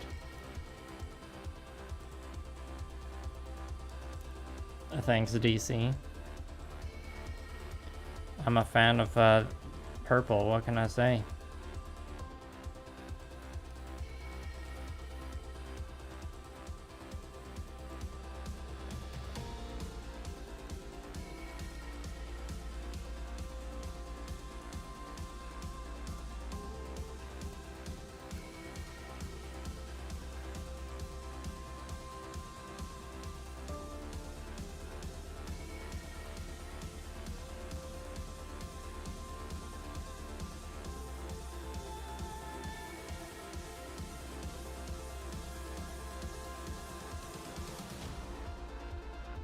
This brush, as you can see from, you know, the video, it's not the best quality, or it's not in the best shape, but it's, I think I made the, like, Goldilocks choice, and this, for this stage of edge highlighting, it's like a big enough brush that it holds paint pretty well, and still has a good enough tip that I've been able to do all the edge highlighting so far with it. I haven't felt compelled to switch to the smaller brush.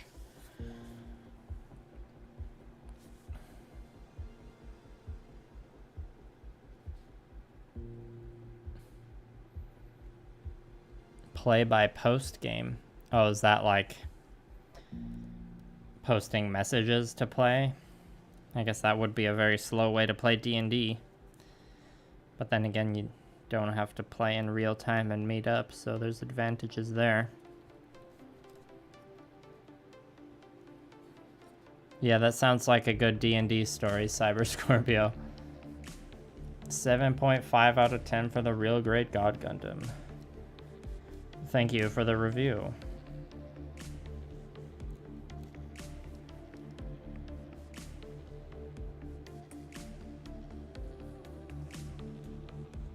I guess it's no, or when did the Real Great God Gundam came out in 2021? So I guess when people make their best Gunpla of 2022, the Real Great God Gundam won't have to compete with the Hainu.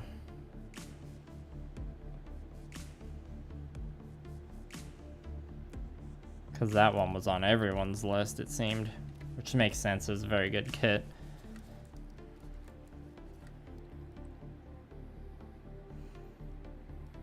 I tended to agree with most people's lists in that sense.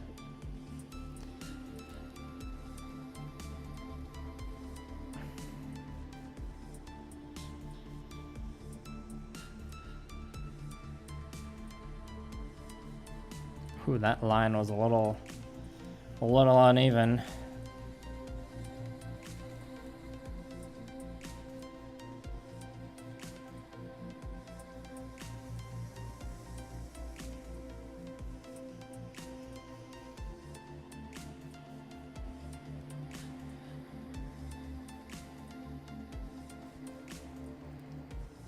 Alright, those two sections of the head done.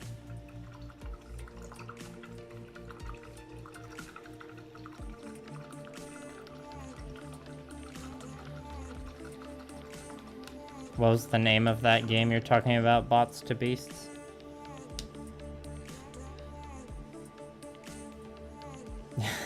Yeah, that's one heck of a distraction, Cyber Scorpio.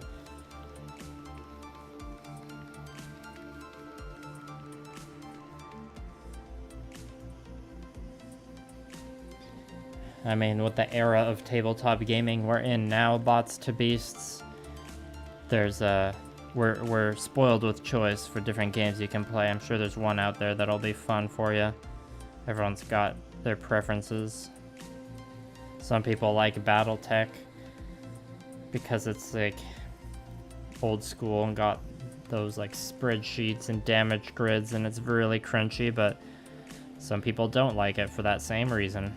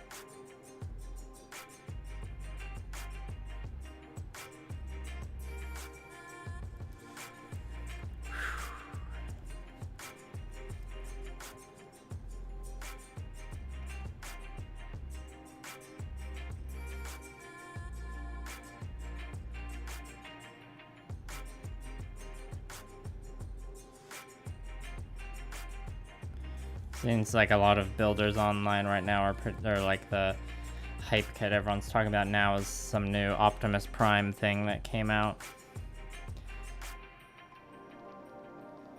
And I got excited that Otaku Builder seems to be doing it for his next project. And, you know, just... it's easy to get hype thinking about an Optimus Prime model kit done by him with a bunch of LEDs and stuff. I'm sure it'll be just great. Hopefully I'm not spreading fake news or anything there. Otaku Builder's builds are great in general, though. Watched his second part of his Star Trek one this week, and it was quite impressive, the LED work on that one.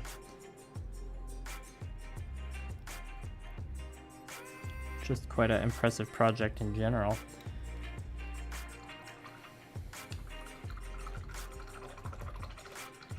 $30 HP, not bad.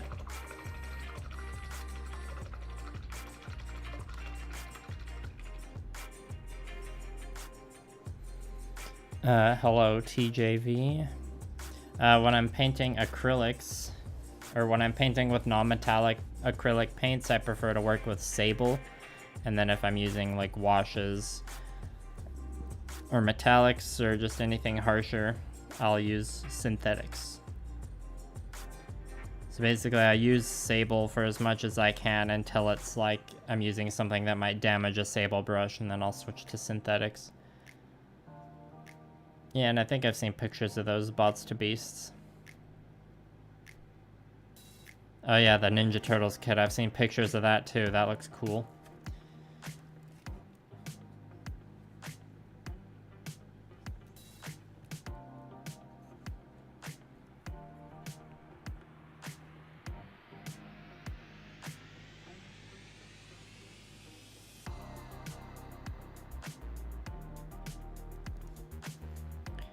When I'm done painting the head, I at the very least, need to stand up and take a stretch break.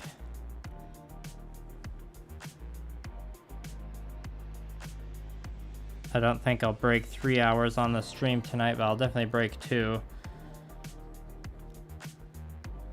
I'll assess the situation once I finish the head.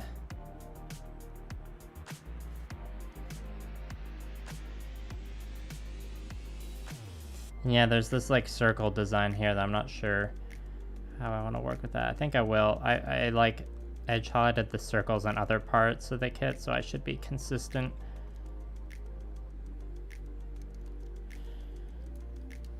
It won't stick out as much as it does now once all the other highlighting's done.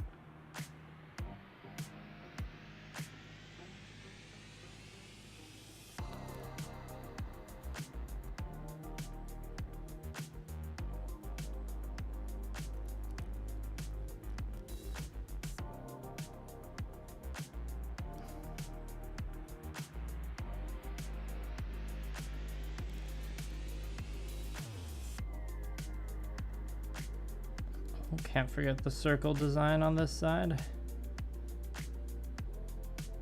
I'm just gonna power through this section of the head here. Ooh, tiny little mistake. Fix it later.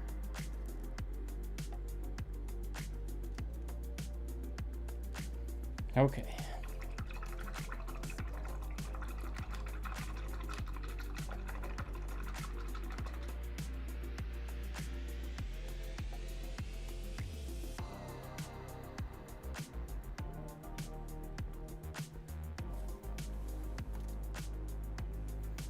Well, you'll have to let me know how that goes. Either way, bots to beasts.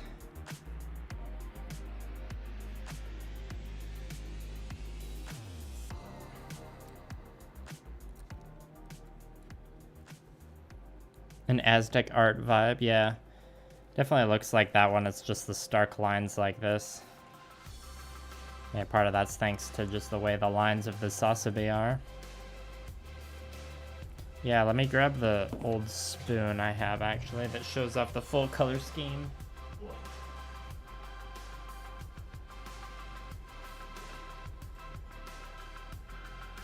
I guess this is just my pseudo stretch break. This is the swatch spoon. Just so you know, it's not gonna be all purple and black. The green's gonna be like the glow effects and stuff.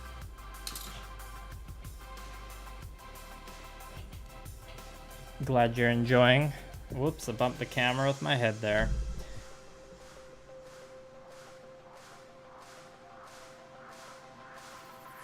Camera is pretty close to my head in this current setup. Maybe I'll try something different next time.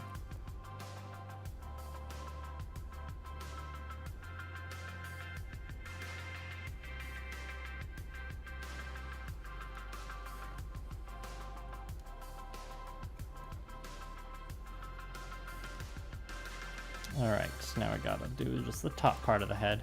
Eggplant Sazabi. Yeah, it's very, definitely has some eggplant energy with this color. I don't know how the person commissioning would react if I was like, I named it the Eggplant Sazabi.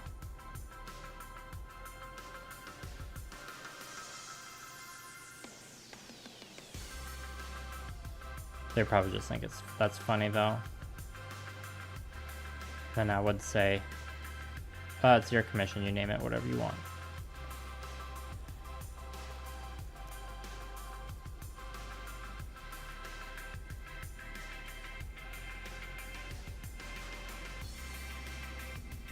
Yes, I am wondering, like, you know, when I'm bracing my finger against this part here that had paint rubbed off of it earlier, it's like, how many times is that gonna rub off? Should I just not fix it until the very, very end? Usually the spots where the paint does rub off, it's like a edge, so it can be fixed with just a quick edge highlight at the end, and it's not like an area that will have a gradient that'll have to be redone. That would be a nightmare. Had to do it though.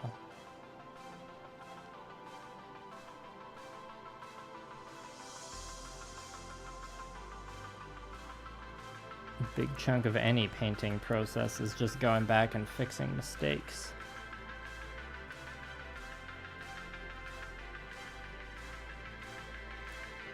For brush painting, that is, in my experience.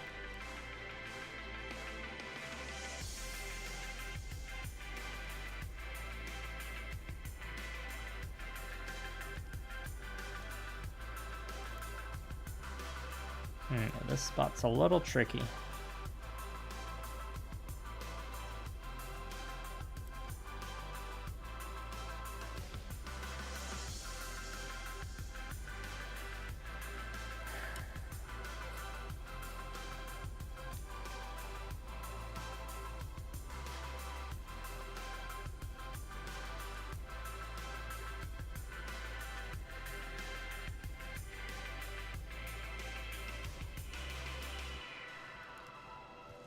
Alright, that chunk's done. Spoons on an action base. Yeah, it's funny. The like miniature painting side of the hobby doesn't have the same appreciation for spoons that the Gunpla painting side of the hobby does.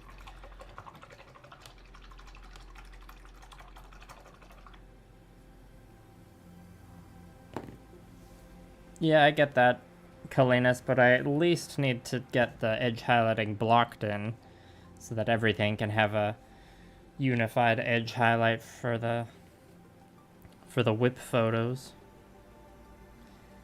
I'll probably like save the very final purple edge highlights just for last in general, because I imagine most of the parts that are at risk of paint rubbing off are purple, and it'll only be the final edge highlights that are at risk of rubbing off.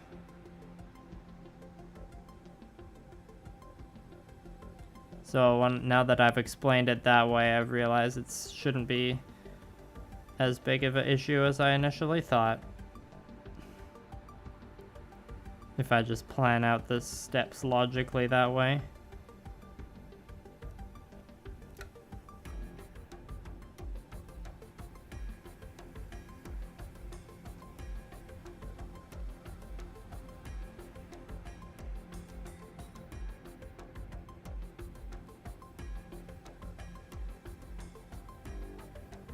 The more I paint this real grade Sazabi though, the more it seems just like a good candidate for Model Mayhem style with all these like big flat panels.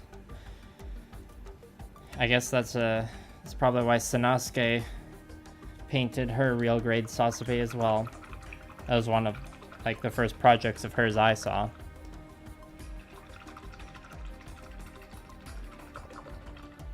Hello, Ethan. Thanks for coming in.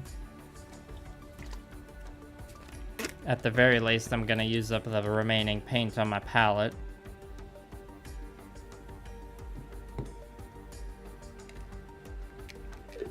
So I probably got like 20-30 minutes of painting energy still. And I'll hopefully be getting back to streaming this weekly and bring you all another stream next weekend. Generally, I prefer to stream Friday evenings, but this week I had a family dinner I needed to go to. Plus, I had to finish the Gundam artifact. That happened this morning.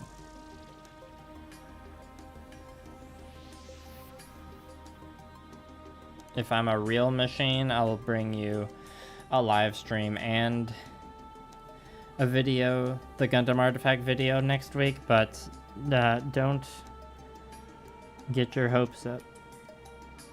There's also a chance I'll be like crunching to finish the Gundam artifact video by the weekend and there won't be a stream, but that's not really a bad thing because that means you're just getting a video instead of a stream, which is more special than a stream.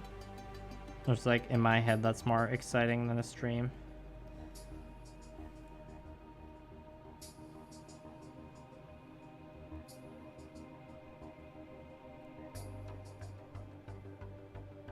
As I'm like posting the various whips of the Gundam artifact this week, I'll be providing updates on, you know, when the video's close to being done. I'll have a better idea as I get through the week and actually edit it.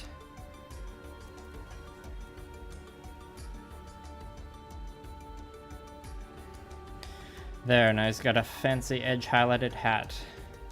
Got a solid amount of work done in this first 2 hours. What do y'all think?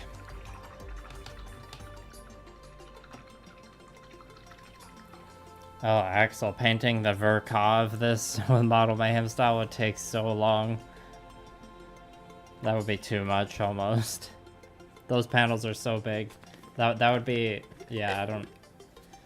If I had been commissioned to paint the Verka instead of this, I would be doing a different kind. Like, I wouldn't be...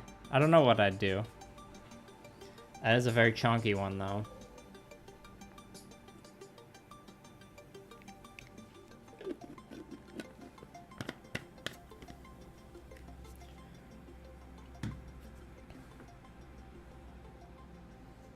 The Master Grade Sazabi Verka is one of those kits that a lot of people say is like one you should build or like put on your bucket list, so to speak.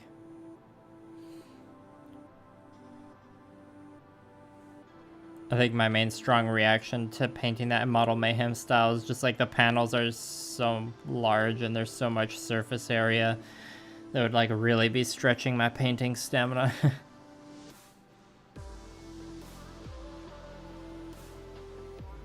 I don't really need to be painting that edge, that's not going to be visible. I just saw the edge and painted it automatically without thinking.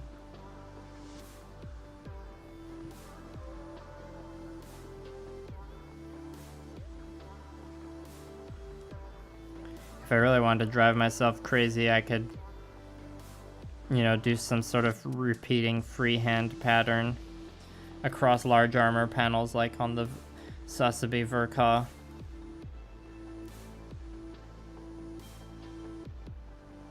I want to try that someday, but probably not on the Sazabi Verka. I tend to not like redo mobile suits. Like once this Sazabi is done, I'll probably be feeling like, alright, I've got a Sazabi under my belt, what am I gonna do next? I probably won't want to do another Sazabi. That's generally how it goes for me.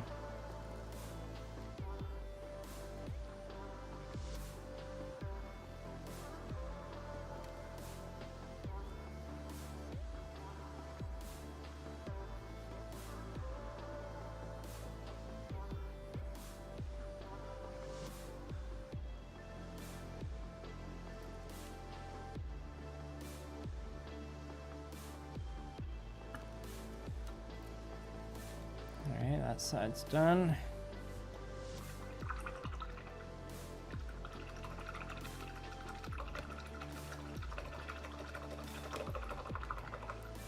No, Ethan, I haven't finished the VDAR yet. I'm really hoping I can finish it by 2023. But you know, the VDAR, that's like a personal project. And this Sazabi is a commission, so you know, I'm getting paid to do the Sazabi. So that obviously takes priority over the VDAR, which, you know, it's had its video appearance. Not getting paid to do it. I mean, I want to sell it when it's done eventually, but that's different. But the next, like, I definitely have plans right now to do more live stream painting on the Vidarbatos, so hopefully I can bring a decent amount of those for you in the later parts of 2022. Kalinas, the arms for this are like base coded, like how this was at the start of this session, but I haven't started edge highlighting arms. Like the start of all the edge highlighting was this stream tonight. So like all the edge highlighting that's happened has happened in this stream on this body. I just figured the body would be a good thing to work on for the entire stream because I knew I wouldn't be able to finish it in one stream. And I wouldn't have to spend any time switching to different parts and all that.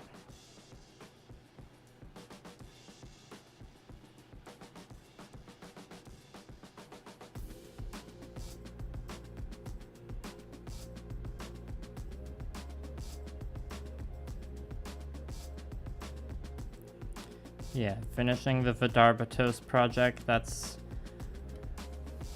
one of my goals for 2022, but there's just, you know, still stuff above it on the priority list right now. And if it has to be pushed into a 2023 goal, that's honestly fine. I think I do need to rotate the head a bit. Look at that, that's not glued in place. We got a little articulation.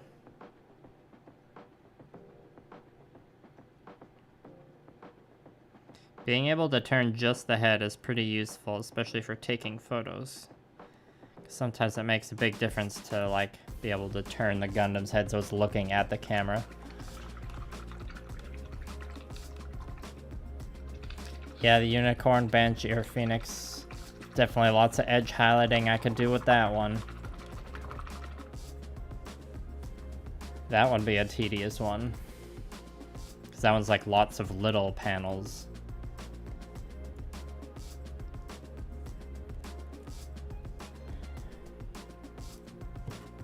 Well, let's just keep going on to the backpack here.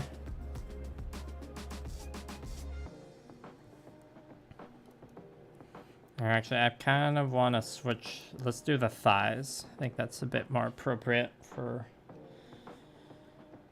what I'm doing. Or for how I'm feeling.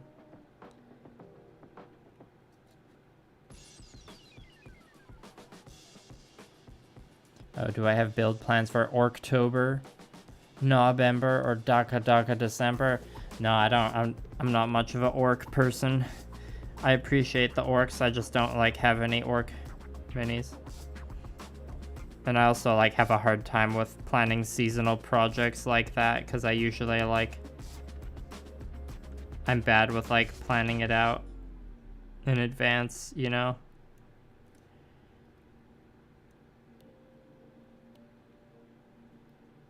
What about you? You got anything planned for Orktober?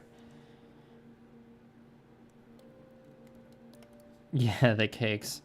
Thick thighs save lives, as they say.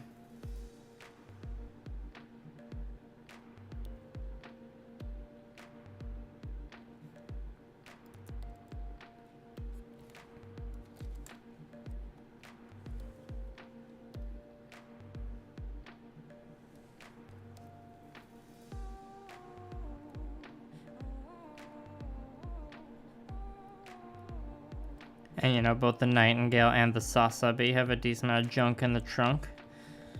If you know what I'm saying.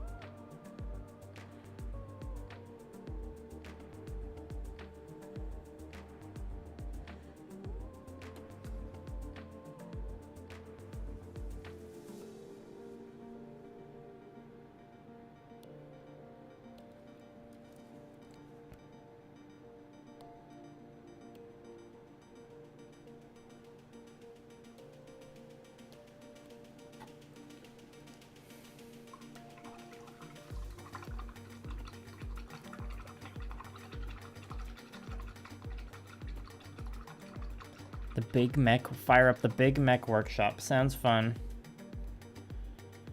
Yeah, doing the entire, or giving the entire Psycho frame a glow effect, that would, that would be a doozy. Desert Storm.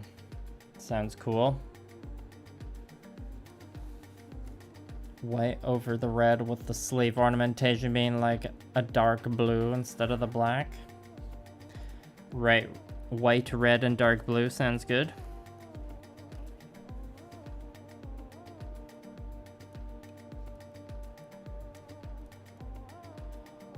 Yeah, don't need to do much on this like inner part of the thigh here. Just a basic edge highlight.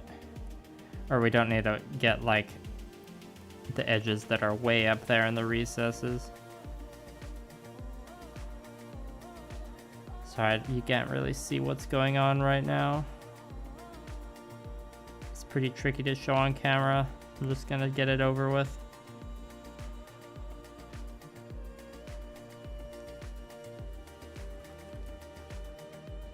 Maybe you'll kind of be able to see this part.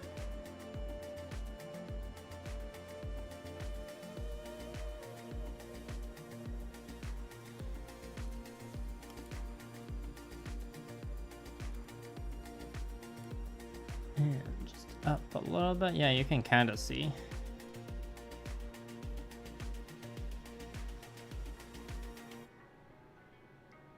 It's glazing, or like doing the shading on these parts is always a bit of, it's always tricky to figure out how much it needs. This other thigh is a bit more exposed, or a bit more area exposed to light though.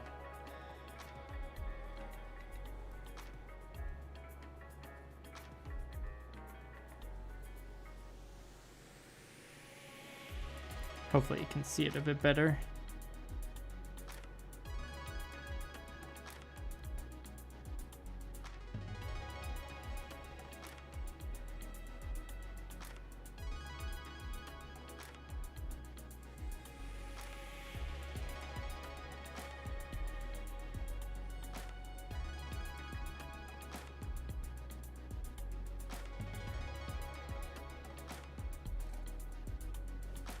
Well, got a little bit of pink on the shifter there. Let's try and scrub that up. Yeah, we got it.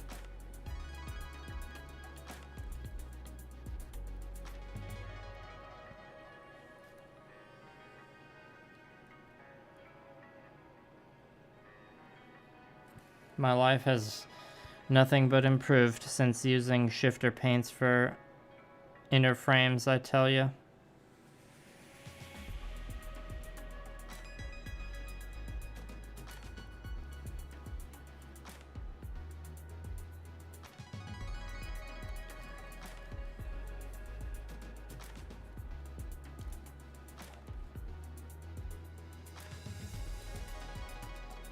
Sorry, I know this like back of the thigh section isn't super exciting for the stream, but I'm almost through it.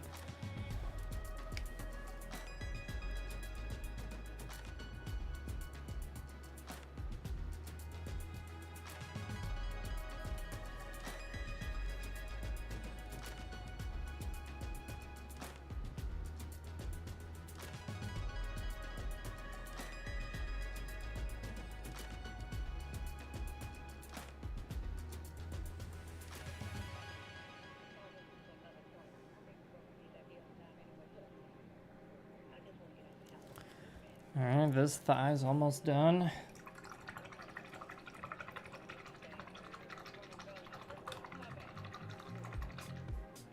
Alright, see ya, Nathaniel. Thanks for coming by. Have a good one.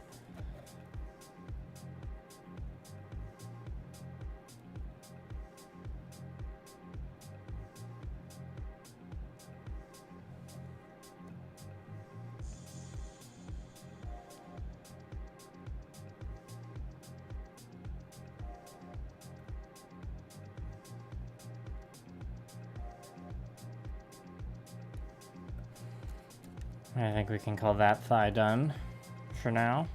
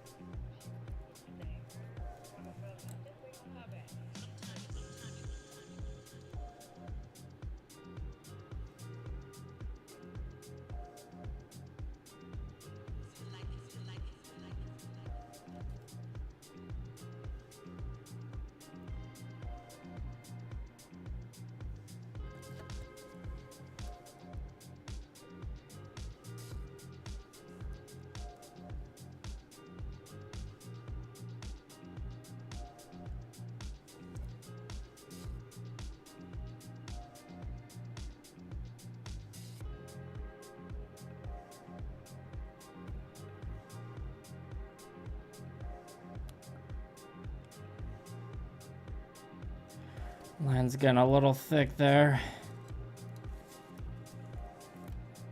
Yeah, I think once I'm done with the paint that's on the palette now, I'm gonna call the stream, or wrap up the stream. I did do some painting earlier today too, so don't want to get too fatigued.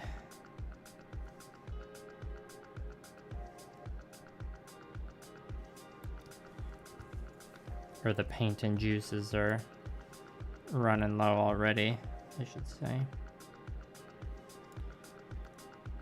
Oh, just gotta connect those lines in there.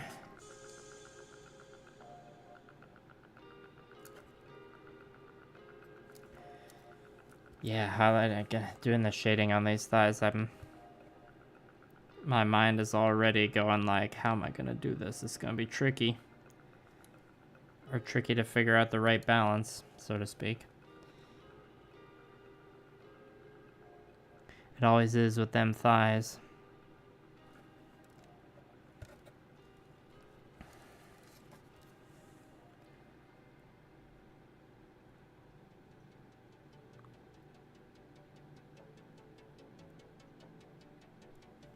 Well, that's a messy line, but I think we'll just leave it like that for now.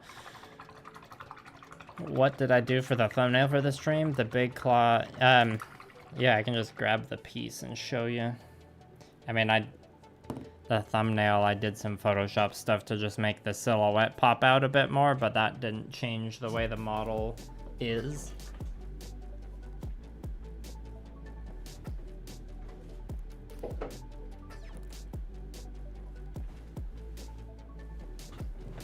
This is the back claw, so these are all articulated ball joints. And then it just attaches to that. Or attaches like that. And yeah, these ball joints are like easy enough to take apart, and the painting plan I have makes it so that I don't have to glue it in place for any of the painting to work the way I want it to.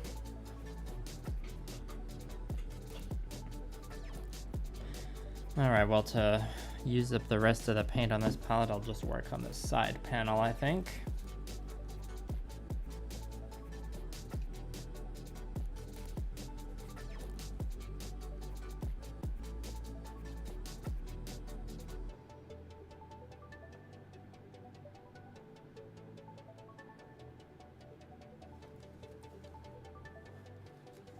Should be nice and relaxing.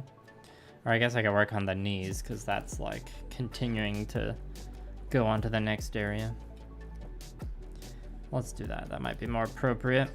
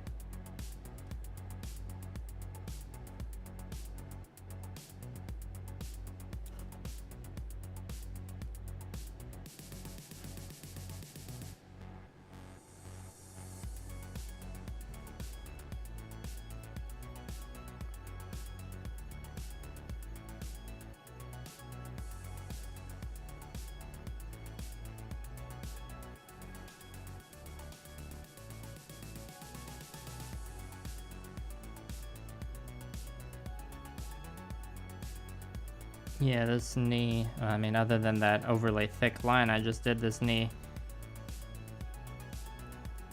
is much easier to work with than the thighs. It's a lot blockier.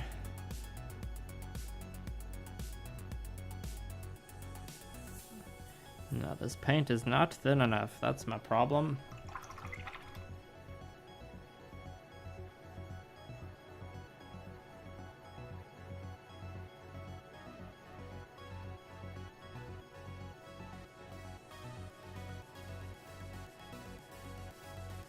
Try to make that look a bit nicer. I'll have to do for now.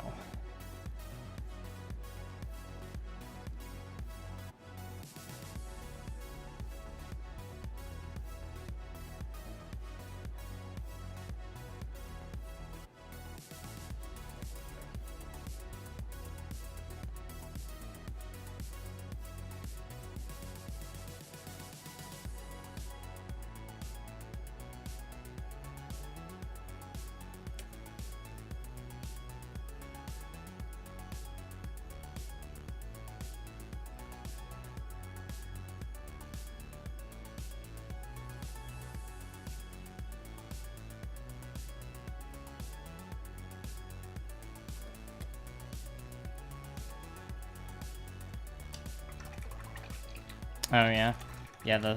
The stinger arm or back arm demon cannon, whatever you want to call it, is possibly the most interesting part of the Kitbash. I'd say it is the most interesting part of the Kitbash to me. Seems to be like what catches people's eye first.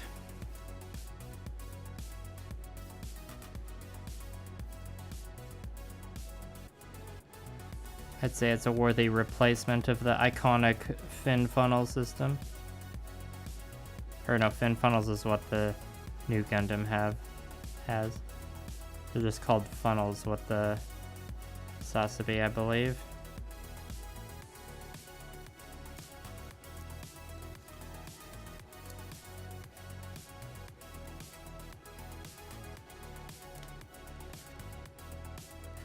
Yeah, might have painted an unnecessary line on the other side.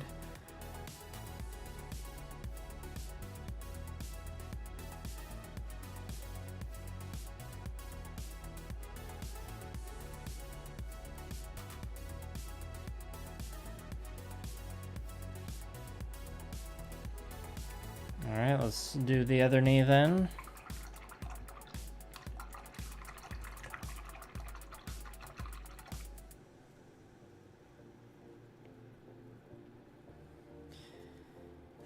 Yeah, we'll do the other knee and then it's time to wrap up the stream. I feel it in my body.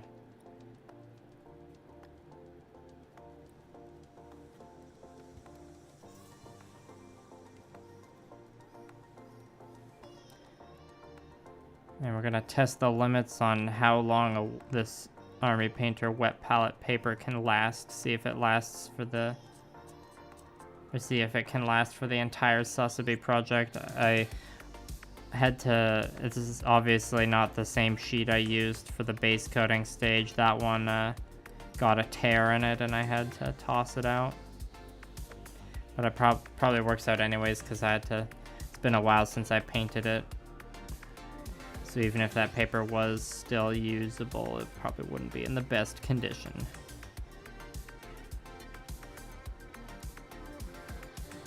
It was just the base coating palette, so it's not it only gets interesting when you're doing like all the mixing for the shading and final edge highlights. That's like the palette I want to preserve so I can take a picture of it for the end, because I know some of you like to see the palette shots at the end.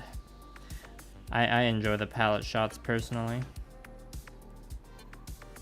It's not my idea, I've seen other painters do it.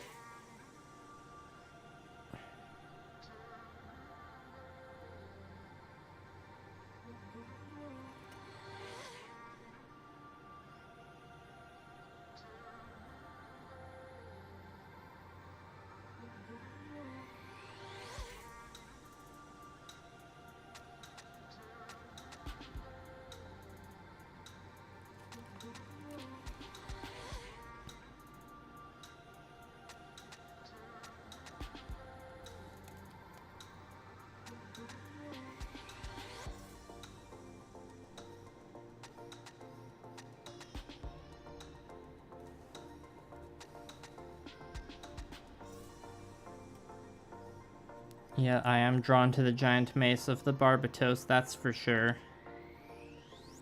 I knew that, or when I started customizing Barbatos for Gamma Wolves, I knew for sure that I had to retain the mace.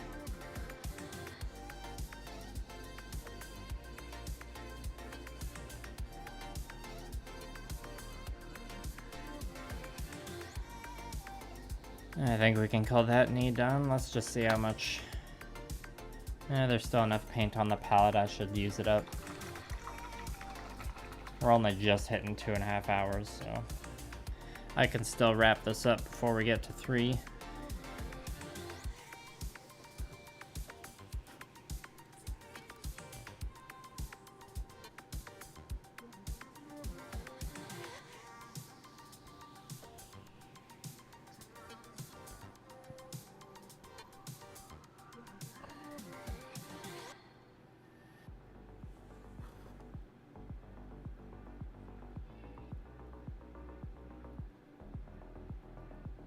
I don't know how many of you are still watching that were here earlier when I asked, but I was toying with the idea of doing like a casual Gundam Evolution stream sometime, you know, in between the painting streams.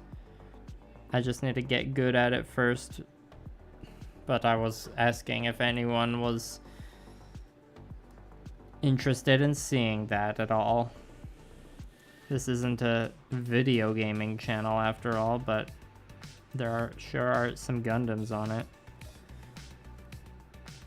Speaking of Barbatos and his iconic mace.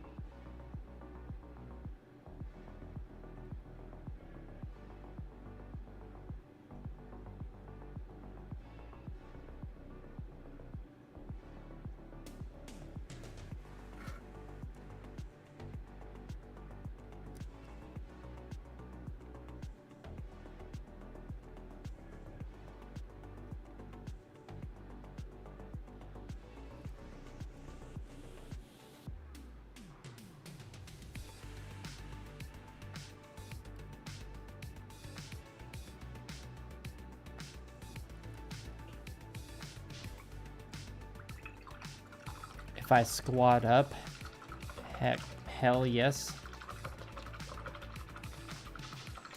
By squat up, do you mean like a group of people, or like teaming up with an actual group of people I know and like being on voice chat and trying to like be good?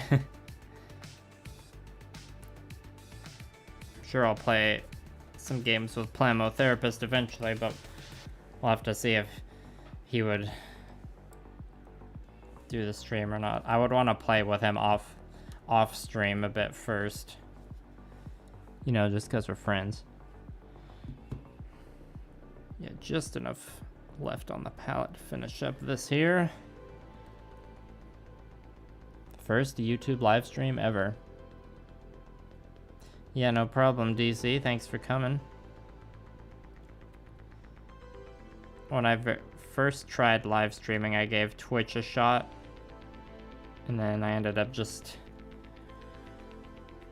liking YouTube better as a streaming platform, and I feel justified in making that choice now with the stuff in the news about Twitch that's been happening lately. Not that YouTube's a perfect platform too. Plenty of red flags here as well, don't get me wrong. But right now it seems like YouTube's got a lot of favor in being a good live streaming platform versus Twitch right now. But YouTube is also very focused on pushing shorts and being like TikTok. So I don't know how much of their priorities lies with live streaming. I would rather they focus more on like being a better live streaming platform than being a TikTok competitor personally.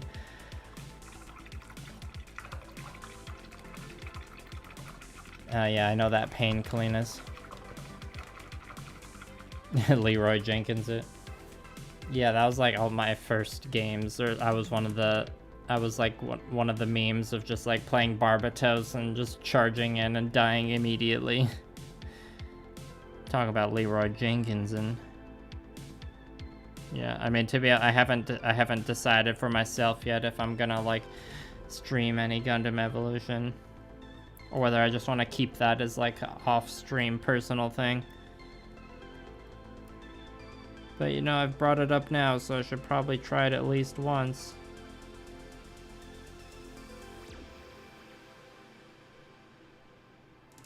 No one's paying me to play Gundam Evolution, though. And I'm much better at painting than I am at shooters. Alright, we're just about done here, so if anyone has any last minute questions or super chats they want to get in, do it now.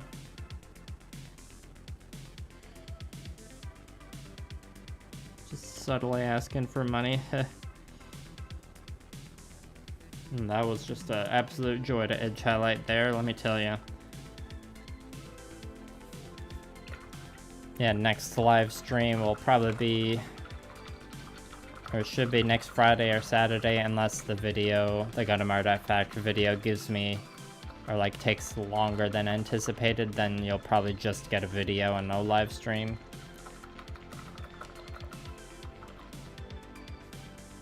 Yeah, that makes sense, Mr. Givens. It is release week. Seems the Bandai Namco seems to be putting in a decent amount of effort to promote it.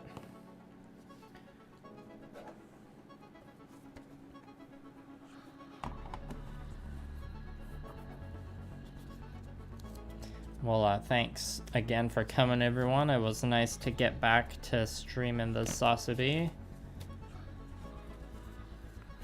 As I said earlier, it was amazing to paint something so big after painting something so small with the Gundam Artifact this week.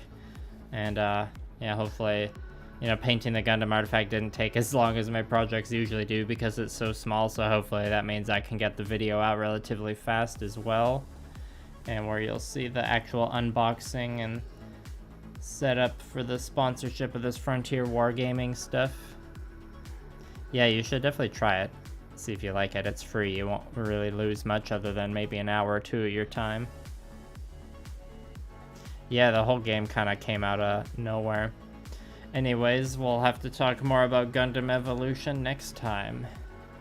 So thanks again for coming, everybody, and I am ending the stream now. Goodbye.